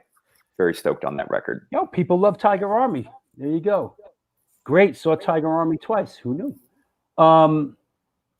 Okay, let's see. Yes, May. He is. See, the girls want to know, bro, where you are. I've been in Los Angeles on and off since '87. So probably before most of your listeners were born. So yeah, I'm here on the East Side in Echo Park. I know it's a tough question to ask stuff. We Glenn's stuff. But any chance you think we'll get the Samhain catalog released again? Yeah, it beats me. I really don't know. I mean, I think it'd be great. I see so many bootlegs out there that people send me pictures. They're so proud of these crazy bootlegs that they get. Maybe they don't know that they're bootlegs. I hope they sound good. I hope they last more than a couple spins. I think those records are great. I wish we could do it properly, and so people could have something that sounded good. It's not about the money, Yeah. I don't want to say none of us need it, but I just wish there was high quality stuff out there instead of these crappy bootlegs, where somebody has just scanned the cover and use the vinyl to make a master. It's just sure. Yep. So whether it's every couple years, there's rumors that it's all going to be re-released. Yeah. And then it never quite happens. But I know better than to hound Glenn about it. Hey, I speak as a fan. I'd love to have that stuff out there, and I'd love to have it digitally. Glenn he lives in the now, and so whatever he is working on right now, which is Danzig stuff and his movie stuff, that gets his attention. And I think going back and doing archival stuff just maybe is boring, or just doesn't grab his interest right now. I think he would like to create more stuff in his lifetime than, obviously he's not really keen on rehashing old stuff. So one day, I hope everybody one day. I can understand that. And it's a lot of work. It's a lot of work. Yeah. And there's some bad blood, between certain members that would have to be cleared up before we could move on with stuff. And I mean, I think about that too. I've got so much music on the shelf that, may or may not get released one of these days. And sometimes I think about the trouble that it would be to connect, contact, negotiate with those people. And sometimes I go, it's not really worth it. I think Samhain is a different story, but I understand a little bit of what Glenn's mindset is about that. I do too, as an artist. And it's sort of easy I do that too as an artist, as a documentary filmmaker, which is always, I always say, I'm not interested in the past. I'm in the present, looking forward to the future, which is sort of hypocritical, being I'm a documentary filmmaker. But in a lot of ways, I feel as an artist, like, you just saw the trailer to my new film. I just feel like I just want to move forward and do, and do different things. And sometimes it's sort of hard to double back and revisit the past. So I understand to a certain extent. John Gonzalez says, "Hey London, Frankie from VOD here. Good to see you." Hey, Frankie Fender, my man. How's it going? Frankie and I played in a band called Voice of Doom. Is that right? Back in '87, we have a single out. Well, we had a single out back then, but that's a Jersey band that I played in actually while I was in Samhain. I played in Samhain, and then I got a call from one of Erie's friends if I could sub to fill in for a Voice of Doom show, and actually ended up joining the band, recording with them, and then we've been friends ever since. Yeah, much love to my Jersey friends. Yeah, cool. John and the crew, and they're still going. Voice of Doom is still going. They have lots of great records out, so please check them out for sure. Cool. Hey, here's a question from Chucky Brown. And, Chucky Brown, I want to talk to you because we need to start a feature on the show. Question of the day from Chucky Brown, because you're the man, Chucky. Chucky says, can you speak about booking shows using the payphone that was by the principal's office at your old high school, using stolen credit card numbers for long-distance calls? Yeah, I can speak about it as long as Chucky, you've listened to some other podcasts and stuff like that. That's really, I appreciate that. That's nice. Hopefully this isn't too much of a retread. So to book shows out of town for Reptile House and to book other bands into the club called the New Loft that I was booking, I was on the phone a lot, and I certainly couldn't rack up my parents' phone bill. Because I'd find out real quick how much I owed them and how many times I'd have to mow the lawn or clean the dog shit up to pay them back. That's before I got a job at Taco Bell. But anyway, there was these, they weren't like credit card numbers. They were just code numbers that you could put into a long distance service that would let you use phone calls or let you call long distance. The thing is, you couldn't do it from your house because then they would trace you. So you had to go to a payphone, just like in the movies, they would call the ransom information in from a payphone, so it couldn't be traced. So I would go to the either across the street to the shopping mall and use the payphone there, or I would use the payphone at high school, which was right across from the principal's office. And that's where I booked the Reptile House tour, and that's where I booked all the bands that played in Baltimore from about 1984 to about 1980. For about a year, that's where I booked. That's where I did all my business. So, and that's probably where I called Glenn from. All those years back. But there was a network of us. There was a network of phone numbers and code numbers, so you could call and book a show. And did I lose you there, Drew? Drew muted himself. I was so boring. Can you guys hear me out there? How's that? Oh, there we go. Sorry, no, I heard you. That was me. We've talked about this before, this network that sort of existed back then, in the early 80s. And it's funny that Jamie from SSD Control should show his face, because one thing I remember, and I'm sure Jamie would remember this, is we used to have these stolen credit card numbers, and we got one from Chuck from Black Flag, and it was like Exxon's credit card number, and we passed that around, and we used that forever. and we would use that. That was like, you had like this, piece of paper with like, it was like 20 numbers on it. You'd be like, if the first one didn't work, scratch it out, go to the next one. Yeah. Johnny Stiff gave me a bunch of phone numbers. Oh, wow. Yeah. Yep. Johnny Stiff was very helpful in that. And then, I mean, the money that I made from Taco Bell went into, buying a drum set, Right. There was no way I could have, and then we'd have to rent a PA, and then there was a big show and the PA got knocked over, I think at a Battalion of Saints show with DeCroixson, and I was struggling back then. And here's a photo. Now here's a young London photo that we didn't look at before. This is pretty early on. You look pretty young here. Yeah. That's got to be, I don't know, maybe 15 or 16. And I remember I gave that picture to Glenn because he wanted pictures to use on the insert of the November Coming Fire record. And he was like, give me some pictures to use. And I gave him that picture and he's like, no way, you look like a monkey. Which is true. And I love that picture. That is, I'm still that guy. I'm still that guy. And look, I had a little devil lock going on there. Yeah, you look at the bod on that kid, huh? You like, what a body.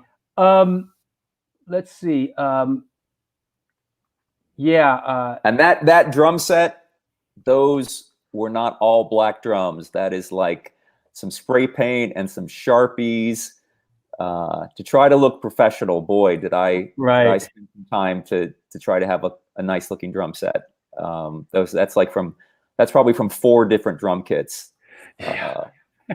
You look like a monkey. Yeah, all right. I look like a monkey. All right. And then they ended up calling, my nickname in the band was Lunch Monkey because I had this little cooler. Everybody in the band in Samhain had these little like a little makeup travel case that we kept our like makeup in and everything. Right. And I wanted one just like that, and I couldn't find one before we left on tour, so I got one of those like little igloo coolers that you'd snap and pull the little lever over. Yeah, of course. And that's what I would carry my my makeup in. And so it had a Samhain sticker on it, and then I thought I was like, real professional, so I put an LM on it, and the LM they said stood for Lunch Monkey. So I was the Lunch Monkey. The Lunch Monkey, there you go. I love this picture, man. And I think you, if I remember correctly, I saw this, you posted this, right after, I think the night of it. And I saw this photo. This is like, I think this is early on when they started, doing these reunions. That's the first show. That's from the very first show. I remember, and there was no pictures. And then I saw this and I was like, wow, that's cool. That's great. Good to see everybody together. This photo, when I first saw it, really made me smile. This was great because I could tell Glenn and Mo and Doyle. That's cool, man. Man, it nothing makes me happier than lighting up those guys. I for some reason I don't get many frowns when I'm with those guys. I don't know. It's really a special little place that I've got. I don't know how I got there, but so much of my life has been attributed to those guys. From being a fan to playing with the band. So maybe they know how much it means to me. Maybe it's hard to deny that I'm just like the happiest, luckiest guy in the world right there. You are, and that's why sometimes you see a photo and it just comes through it. And like I said, when I saw this out, it was a real feel good photo. It was great. It was great. I want to talk to you about. Speaking of feeling good and that kind of thing. I want to talk to you a little bit about your day job and what you do, when you're not out with Al from Ministry or on stage with Glenn Danzig. You are a pediatric nurse. Yeah. Is that correct? I mean, wow. Tell us a little bit about this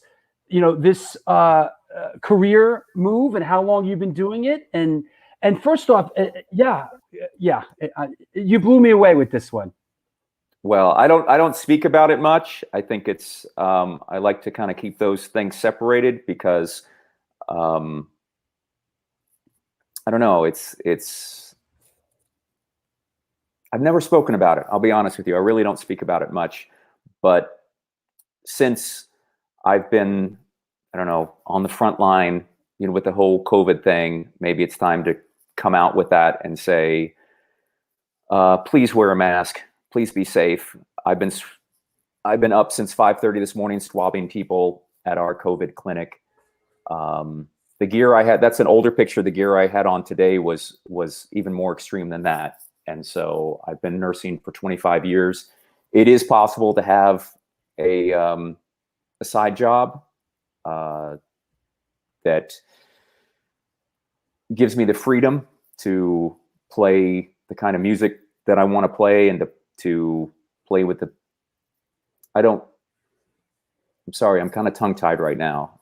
Give me a second here to get my. Well, you know, let me just interject that, you know, my people, our people, you know, Chucky, respect my brother London, you know, props to you, London, you know, wow, respect, nurses are soldiers, you know, and, you know, that's even better than being in a band. And that's the truth about it, man. It's like teachers and nurses. I mean, all this rock and roll shit is great, but man, you're out there on the front line and we really appreciate it, man. Thanks. Sorry. Yeah, well, respect from Norway. Even our death metal friends in Norway. You won their hearts over. So yeah, man. So that's just awesome, man. And like, you know, we talked last night about it a little bit, and you know, listen, I've worked with a lot of people through the years, and from the Metallicas to the Cyndi Laupers, but you know, at this point, what really brings me joy is speaking to someone like yourself who's really out there, man. I love talking to the garbage man and the regular people of the world. That's what brings me. I mean, I love talking to everybody. It's what I do, but you know, I love speaking to people that are really out there doing it, the real heroes, man. So thank you so much. Well, thank you. I'm a really fortunate guy. I get to connect with people in many ways, whether it's through music or art or directly through healthcare. It's a privilege and an honor to take care of people. I did not dream as a kid about being a nurse. Just the way it worked out. And you know, I talked to Johanna today, and she's a vet.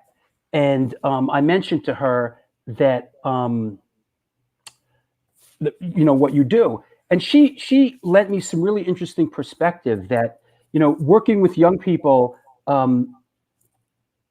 they can't tell you what hurts. They can't tell you, you know, it's all sort of, a lot of it is done on energy, you know, on energy. And I thought, like, 'cause she's a veterinarian, and she really lent me some really great perspective on that. And I assume that that's the case, huh? Yeah, with kids, with babies and children, they can't articulate that. So you just have to be very intuitive. You have to be able to read. You just have to use your senses. And, you know, I've had the best training. I work at the best hospital in the world, and I nurse, and everything I do is by the golden rule, you know, is to treat people the way that you would want to be treated. And if you were not able to express yourself, you would hope you would be with somebody who would be an empath enough to be able to somehow figure out what was going on, you know. And that's what I have to do every day with kids. And like Jamie says, our friend Jamie from SSD Control, I hear that. Never thought I'd be a teacher. Incredibly rewarding helping kids. Absolutely. Teachers. Yep. Anybody working with the youth, Anybody working with The kids? youth, the youth, The youths. You know, the youth that man. is we're in a really honorable field, man. And yeah, kids get me through things. Yeah. You know, I don't care for grown-ups. You know, I learned so much from the kids, even the baby. You know, I learn a lot from babies. I learn about strength and courage, patience, and I'm disappointed in a lot of adults, but I'm really, really motivated, and I can't say enough about children. Wow, you're Chris Hoffman says best show yet. Thank you, London. I got to get back to making some grub for the homeless of Phoenix. Well, thanks for stopping by, man. And Yeah, thank you, Chris, man. you know, listen, we mix it up on this show. You know, we mix it up. Sorry to bring it down, man. I feel You're like not bringing it down. What are you you know. talking about? Honestly, you're not bringing it down at all, bro. In my book, we could just no, you're not bringing it down at all, man.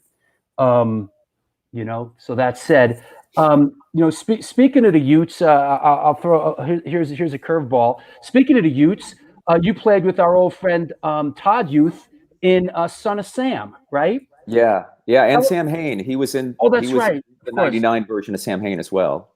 Tell us a little bit about Son of Sam, what that was about.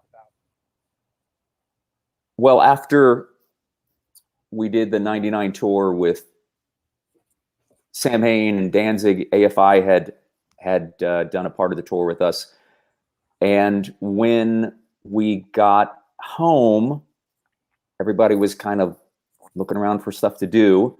I went back to work at the hospital, and Todd said that he had some songs that he thought, because he had learned all the Samhain songs, he kind of got in that mindset, and he said that he had some songs that might work as kind of a Samhain offshoot. And he said that, you know, we should get Steve and you, meaning me, and we should get your friend Davey from AFI. And that was the strangest, coolest, most lightning in a bottle experience, because none of us ever played in the same room together. Wow. Never played in the same. Me and Todd, actually, that's not true. Me and Todd demoed all the songs at my house, not this house here, another house. And Right. I had a little electronic drum set and a little amp, and we demoed these little 2-track songs and sent them to Steve and sent them to Davey, just as instrumentals. And then we all got together in LA and recorded that record. Me and Todd laid down the guitar and drums in like 5 hours, and then Steve came in and played bass, and then Wow. Davey came down for a weekend, and we had never heard him sing one word, one note, and he laid down that entire record. You know, I told you I talked to my friend Ricky Mahler the other night, who was in Circus of Power back in the day, and he plays on a track on that record. Yeah. And I told you I was on the phone with him, and I said, he asked me, he's a big supporter of the show. He said, "Who's coming up?" I said, "London." I said, "London May." He said, "Oh wow." He said, "I played on that Son of Sam record that he was on." He said, "That guy Davey, very talented. He came right in, no bullshit, nailed it." He was very, very now. And Ricky has a very high standard. He said that record, he really was impressed with Davey's work ethic and how he came in and nailed it. And he said that he spoke very highly of the record, of being a part of it with you guys. It was fantastic the way that it came out. It could never be replicated. You know, there's always been, you know, there's a second Son of Sam record, and there's always been talk about the band getting back together in some form. Well, certainly not. I don't think it's appropriate now. But that was just everybody sort of in this cosmic mindset. I didn't know how it was going to turn out, and then when we finally heard it, actually, I went in to do backup vocals, and that was the first time that I heard Davey singing on it, and I was kind of taken aback. But we had a lot of people come in. You know, Nick from Tiger Army. I was in Tiger Army at the point. Nick came in and Right. sang, and Joey C and Howie Pyro. Glenn came in. Crazy Craig. Glenn dropped played a by. little bit on it, right? Glenn, I Yeah, think Glenn played some yeah. keyboards and maybe a little guitar. So it was a group effort. It was a family affair. So it was really nice how everybody was involved in that. And Cool. you know, it's 20 years ago, man. That's crazy. Keeping it moving and grooving here. You know, touching on a lot. Let's talk about symbolism and who's in this band. I know this is going back a little bit, but I see my old friend Rick Agnew in there, right? Yeah, that's Rick Agnew. Tell us about symbolism. Yeah, Symbolism is a band that was previously was put together by Rick Agnew and James McGurty from the original Christian Death. And I believe George, the drummer from Christian Death, was also in the band at one point. And they had some songs and were trying to put together this lineup. And they approached me a couple years ago about playing with them. And of course I said yes. That was, that's a dream come true. Anybody who's grown up on the Adolescents and Christian Death would jump at that chance. And so we wrote a bunch of material, me and Rick and James, and then we got this guy named Devix, who's the vocalist for the band, and we've recorded a single and a record, and it's one of the best things I've ever done. I'm so proud of it, and we are hoping to have, I know the single's coming out in a month or two, and then hopefully the record will be out next year. We played a couple shows. We were supposed to open up for Body Count. Good gig. Yeah. Back at, actually, I got it correct. They were supposed to open up for Body Count. I would have been out with Ministry, so they were going to have a guy come in. Actually, the guy that I replaced in Ministry was going to sub for me in Symbolism for the Body Count show. But it's great. It's there's a lot of ingredients in that stew. You know, you'll hear things that are expected from that kind of lineup, and then there's a lot of unexpected things in it as well. But it's a cool record. It's a great record. I can't wait for it to come out and people to hear it. Hey, excuse me, but is this you singing for the Descendants? Yeah. What's the story here, please? Yeah, that was a special show that they did where they had their friends come up and sing for a show that they did. I guess Milo wasn't there, and so different people came up, and I've been friends with them since the 80s, and I came up and sang the Descendants theme song with them, and that was right. Love that song. Can you fucking imagine?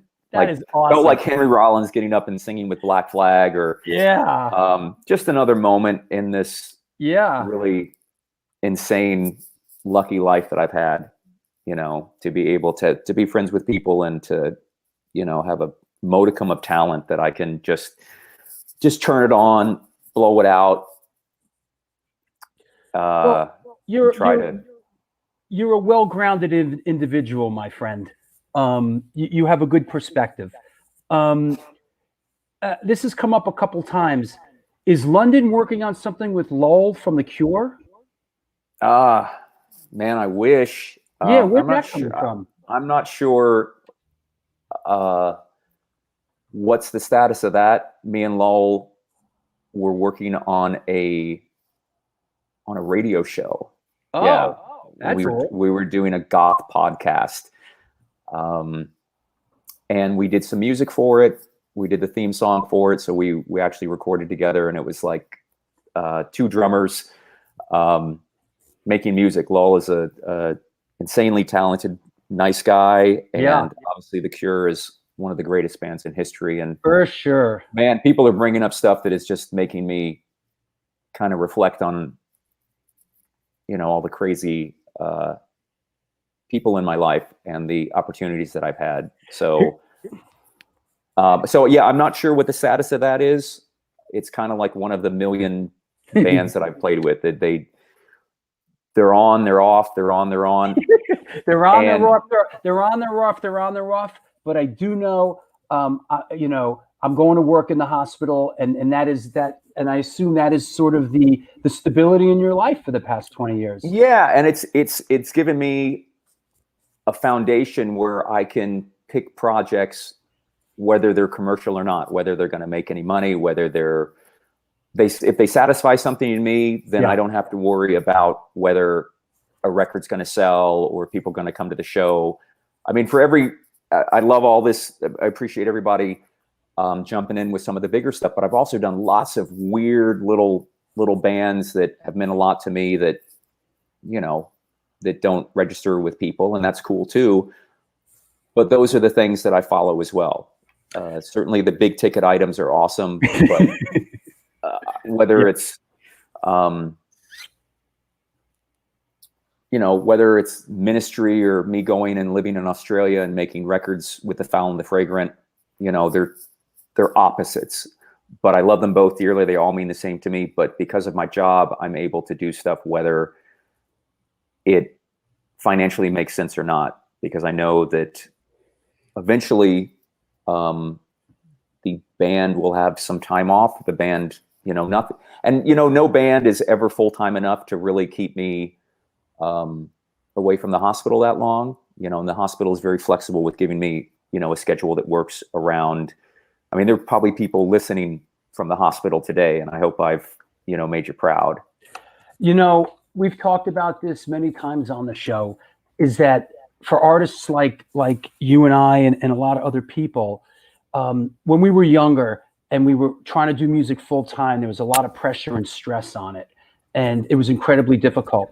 And as we've gotten older, in a certain way, having a gig like that and be able to make art, I hate to say on the side, in a certain way is so much more healthier. Like I had a friend who was in the graffiti game, and he left his job to try to make it, graffiti guy doing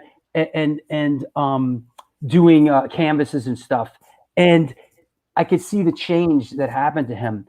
And a lot of times I tell people, like, keep your job, do it on the side. Because it's like when we got back together in Antidote after all those years, and by then everybody had jobs and sort of like we're sort of settled down for the most part, most of us. And it was joyful again. It was really a joy to make art again from that space. Yeah, no, I feel that there's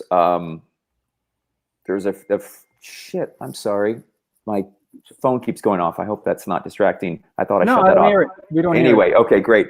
There's a certain freedom, you know, that I have to make the stuff that I want to make. And obviously in my life, I've seen hundreds, if not thousands, of musicians who would cut off their own hand to pay the rent or to pay the bills. And they would play in any band and play any song. And that works for them, but it just doesn't quite work for me.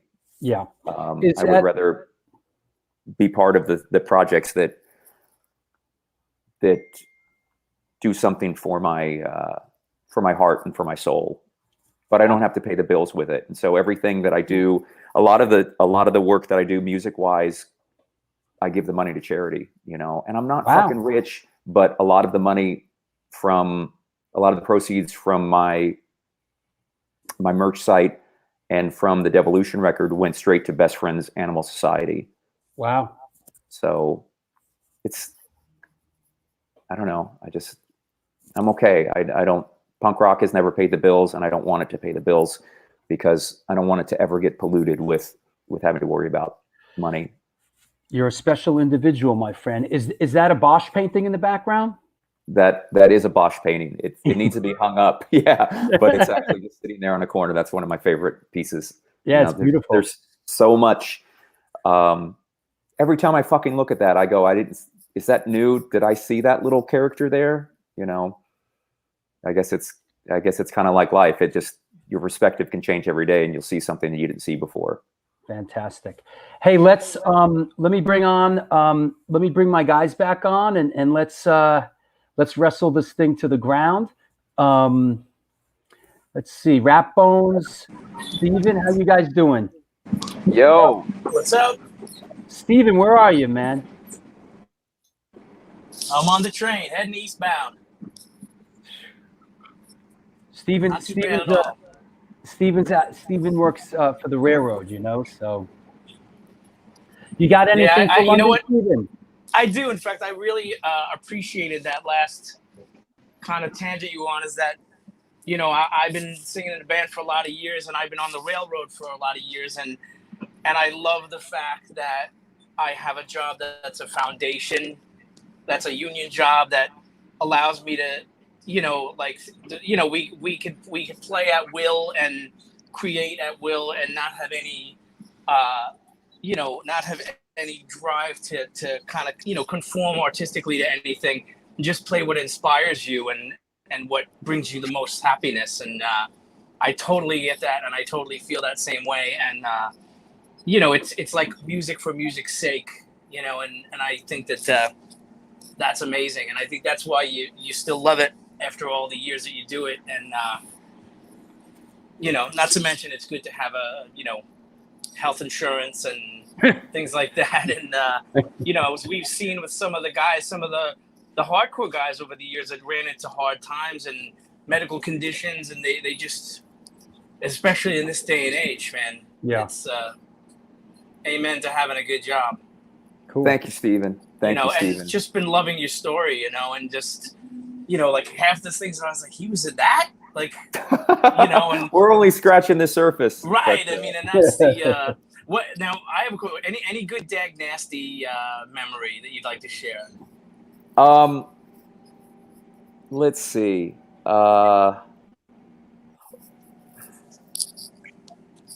In retrospect, it was great. When I was in it, it was kind of tough for me. I had just gotten out of Danzig or Samhain, and there's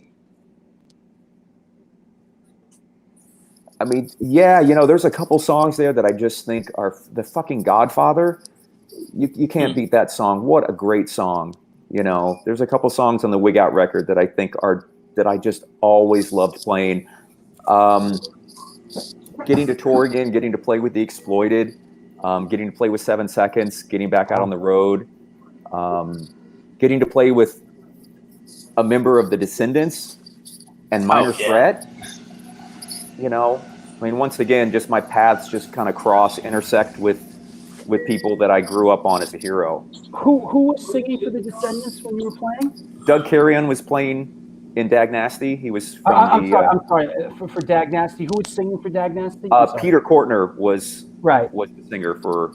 Got it. So I missed and actually Dagnasty had opened up for Samhain with Dave Smalley at one of our shows at the Ritz. So got it. Yeah, it was nice, and just the whole Discord connection and East Coast and Baltimore.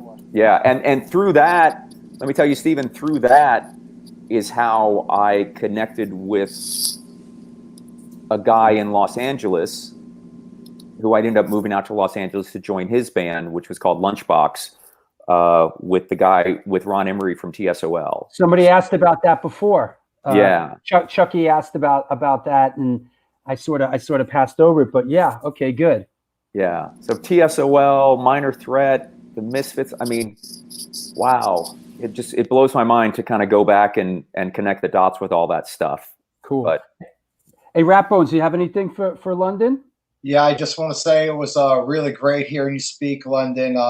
Really, I like when we have guests that you really show the dichotomy of light and dark. Like, you're so eerie and creepy, the way I grew up.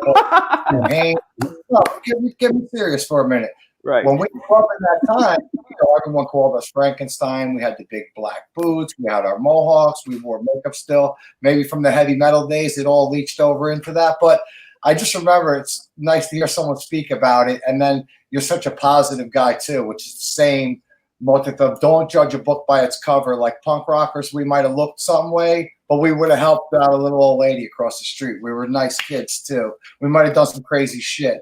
But you know, at the end of the day, we're like the heroes of the picture, and I like the way you really balance that. And what a life you've had, and it was just incredible hearing you speak. And you know, you're still an inspiration. You know, to guys like me. Thank you, man. Still, That means a lot. Seeing all your toys, you know, hearing you talk about all your finds, that's me too, man. That's me too. Yeah, it's a real passion. You know, the same as hardcore.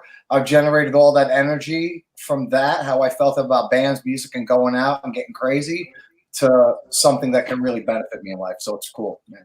Well, yeah, I think that's, you know, I've always just kind of pivoted into something that I could connect with, that also, you know, I could either make a living at, or I could create something out of, you know. And so I just appreciate all you guys and having a chance to speak with you guys. And it's just really nice to have this conversation today. Appreciate that. First time I got choked up. First show I got choked up. Is that right? Yeah, I mean, it was. It's always these creepy guys. I got choked up. I got choked up when Michael Graves was on the show. He made, you know, I got choked up with Graves. I got choked up with London. It's always these sort of like these ghouly dudes, you know? Yeah. You will never find nicer guys who play the most extreme music, and horror movie actors. I don't want to say we, because, you know, I don't feel I even belong in that crowd, but seriously, the nicest people have a persona that is so intense and is so insane, but at their hearts, you be scared of the guys in suits. Yeah. Be scared of the guy next door. Don't be scared of us. You know, for sure. We're the good guys. Hey, Steven, Ratbones, thanks. I'll talk to you guys. That's it. You're a See you later, Steven. Your child is lovely. Tell him tell your son happy Halloween. Yeah, you too, brother. Thank you. My people. Yeah. that was great, man. Thank you so much for being a part of today's show. It was. Thank you so much. Can I give just a last word? I just want to tell everybody. We're setting up. Go ahead. You know, I hope everybody gets out there and votes in a couple weeks, and I want to wish everybody the happiest and craziest, safe Halloween and Samhain. And everybody, thanks for tuning in today. I appreciate that. Hey, man, we're going to work together someday, man. Yeah, we will. Yeah, for sure. We definitely will. One more time before you go, please shout out the short film that's on Amazon Prime. Tell everybody about it just real quick and where they could see it. Brutal Realty Incorporated is on Amazon Prime in the US and UK only right now. Unless you're in South Africa, you can see it there in a couple weeks, and we have some shows in Italy coming up in November. But Brutal Realty, Inc. You can search that on Amazon Prime. If you don't have Amazon Prime, it's free if you're on a subscriber. But if you don't, it's 99 cents or $1.99 in high def. If you want to see gore in high def, it's there for some of you sickos. Standard definition is great, but I hope you guys enjoy the movie. And there is so much more to come, so much more music, so much more art, so much more movies. And I appreciate everybody out there who is doing the same thing, and anybody who is trying to keep it together during this this world, this crazy sideways world that we live in. Man, my heart goes out to everybody. And thank you for doing what you do, man. You're an inspiration to many. Thanks again for being on the show. I love you, man. I'll talk to you soon.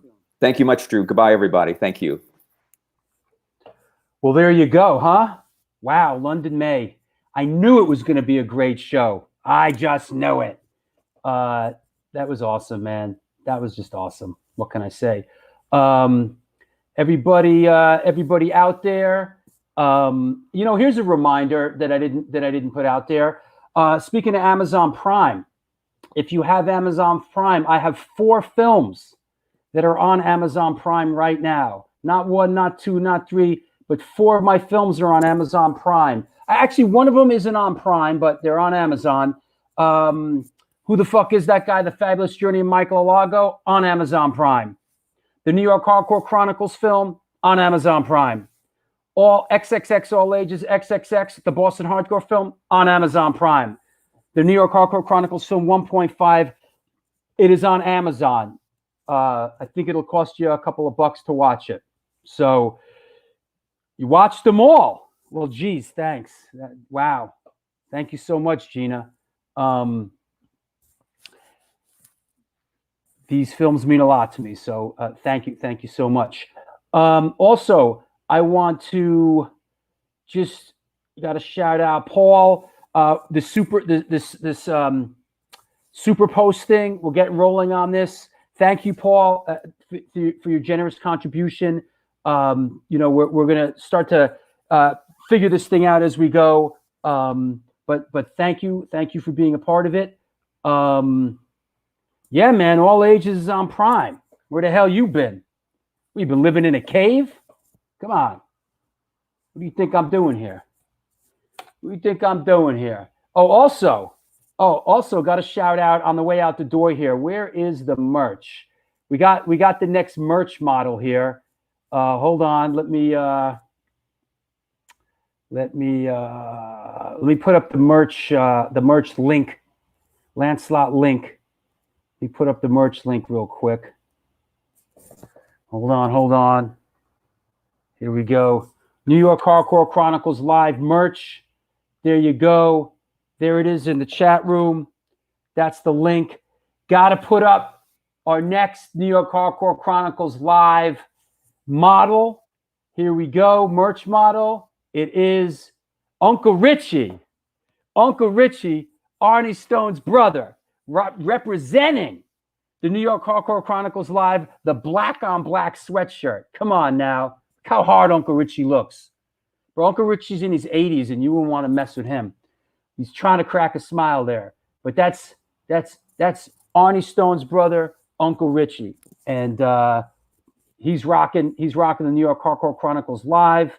You know, there's the link. So Bob Riley, you missed the show? Oh, damn. Bob Riley missed the show, London. He's bumming. Ask London what he thinks about the records he played on going for thousands of dollars. Hey, you're back, man. Hey, sorry. hang on a second. Hey, you're back, man. Let me get link.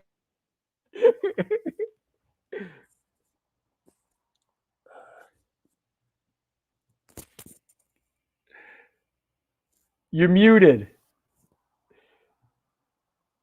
You're muted. I can't hear you. Nope. Oh, there you go. Am I there? There I go. Okay. Sorry. Okay, and we're back. Boomer on controls here. Okay. So Bob Riley, our good friend from Stigmata, says, ask London what he thinks about the records he played on going for thousands of dollars. I think he has me confused with somebody else. I don't think there's any record. Isn't that original Samhain vinyl? Thousands of dollars? That's news to me. I mean, I'm very humbled. Right. I'm not aware of that. I mean, if it is, okay. And that's I'm so proud of that. That's great. But favorite black metal band? Gorgoroth. Ooh. Yeah. Go deep. Go big. Yeah. Wow. Yeah. There's something about there's a lot of black metal to choose from, but there's something about those vocals that they fucking chills me. I got to get scared by black metal. Got to get scared, and that shit scares me, which is the idea. Yeah. Samhain colored vinyl. Yeah. I mean, unless it's a one-off, Bob, I hope you're I hope you're not spinning your no, Bob's a big collector, man. Bob's a big collector. Yeah, he knows his stuff. Yeah. That's good luck with that. Good luck on bidding with all that stuff. And everybody says Riley would know. I mean, Riley would know. Yeah, Bob Riley would know. He's what was going through your head when you were first learning those Samhain beats? I thought I was so bummed out because they weren't anything like I had ever played. They were Glenn wrote all the drum beats. I mean, let me make that clear. I didn't write anything. those beats, I did learn those beats because Glenn showed me how to play those beats, because in his mind, every track was already well thought out. And so like the Mother of Mercy beat is so backwards and so non-drummer, but it goes exactly with that da-da-dun, da-da-dun. So the actual drums go da-da-dun, da-da-dun, da-da. It's this chopping thing that, but now it's fucking brilliant because there's not really many songs like that. I can think of like what you could play instead of that, but it wouldn't be as cool. So it was a big adjustment because I had never, the only drums that I had ever played to any song was stuff that I had written. So when somebody showed me how to play that wasn't a drummer, you can imagine how backwards that was. So I struggled a lot. What was your favorite, what's your favorite Samhain beat to play and why? Samhain beat to play. Yikes. I mean, each song had like In My Grip, you know, it's so simple, but it's just. I don't know. Every song is cool and every song had its challenge. Nothing was as simple as it sounds. Everybody's like, oh, I could play those songs, you know, like a Ramones song or a Misfits song or Samhain song. They all sound super simple, but they're fucking not. There's something, there's a little twist in there or something is backwards. The feel, you know, a lot of it is the feel. You got to have the right feel. It's not that simple, you know? Yeah. I never thought technically I always thought I could play it better. And every time that the band got back together over the years, I would play those beats, you know, now that I was like a real drummer, like I was legit, you know, I wasn't a kid anymore. And I would try to kind of tweak them a little bit so they would be more kind of like, I don't know, modern drummery, or I would, you know, get some props from that drummer, that one drummer in the back row. And he always busted me on that. He was like, don't try to make it fancy. Don't be jazzy. He always said that I was jazzy. So he was like, don't play it jazzy. Oh, no, not that. Yeah. And jazzy was anything that had more kick drum in it that just like boom, crack, you know, anything more than that was jazzy, you know. Same thing with guitar playing, you know, anything that was up and down, he would say that's too Chet Atkins. All down strums, you know, all the drums had to just be simple and primitive. And anytime you varied from that, he'd turn around and just give you that fucking look and you'd be like, whoops, all right. I'm just going to keep it simple, you know. Last question. Ask him, is it true that Glenn Danzig helped him with the term paper in high school? He did. I got a fucking A on that. Fucking A on that. We had a term paper, I think it was in like 11th or 12th grade, that it was a research paper that I had to get an expert opinion on. And I think at that point, being such a weirdo in school, that the teachers let me, just to kind of keep me focused, if they knew that maybe like a traditional subject would make me distracted or I just wouldn't do a good job, they'd let me kind of do something that I was interested in. And so I got to write my thesis paper, whatever you call my research paper, on lycanthropy. and do better. And, you know, every book that I had, like the Montague Summers book, was from like the 1800s. So there wasn't many werewolf experts that I had. So to qualify for this paper, I got Glenn Danzig, renowned lycanthropy expert, to give me some input on lycanthropy. And of course, he verified all the stories that they were all true. That's great. As you can imagine, he would say that. And so I taped the conversation and then used him in my paper, and I aced it. So that's true. All right. I got to get on a conference call. Thank you, guys. I got to get on a conference call with some of you Hollywood guys about my film in 10 minutes. Man. Good luck with that. Thanks, man. I'll talk to you soon. Thank you, guys. Bye. Wow. Listen. Hope you enjoyed that, Riley. That was all for you. Once again, this is the New York Hardcore Chronicles Live. I'm Drew Stone, of course. I'm hosting it. Next up is going to be Jessica Pimentel from Brujeria and Orange is the New Black. Thank you all. It was a really great show today. If you can buy some merch, if you can be a Patreon, thank you all. I really appreciate this opportunity. Do good things and good things will come to you.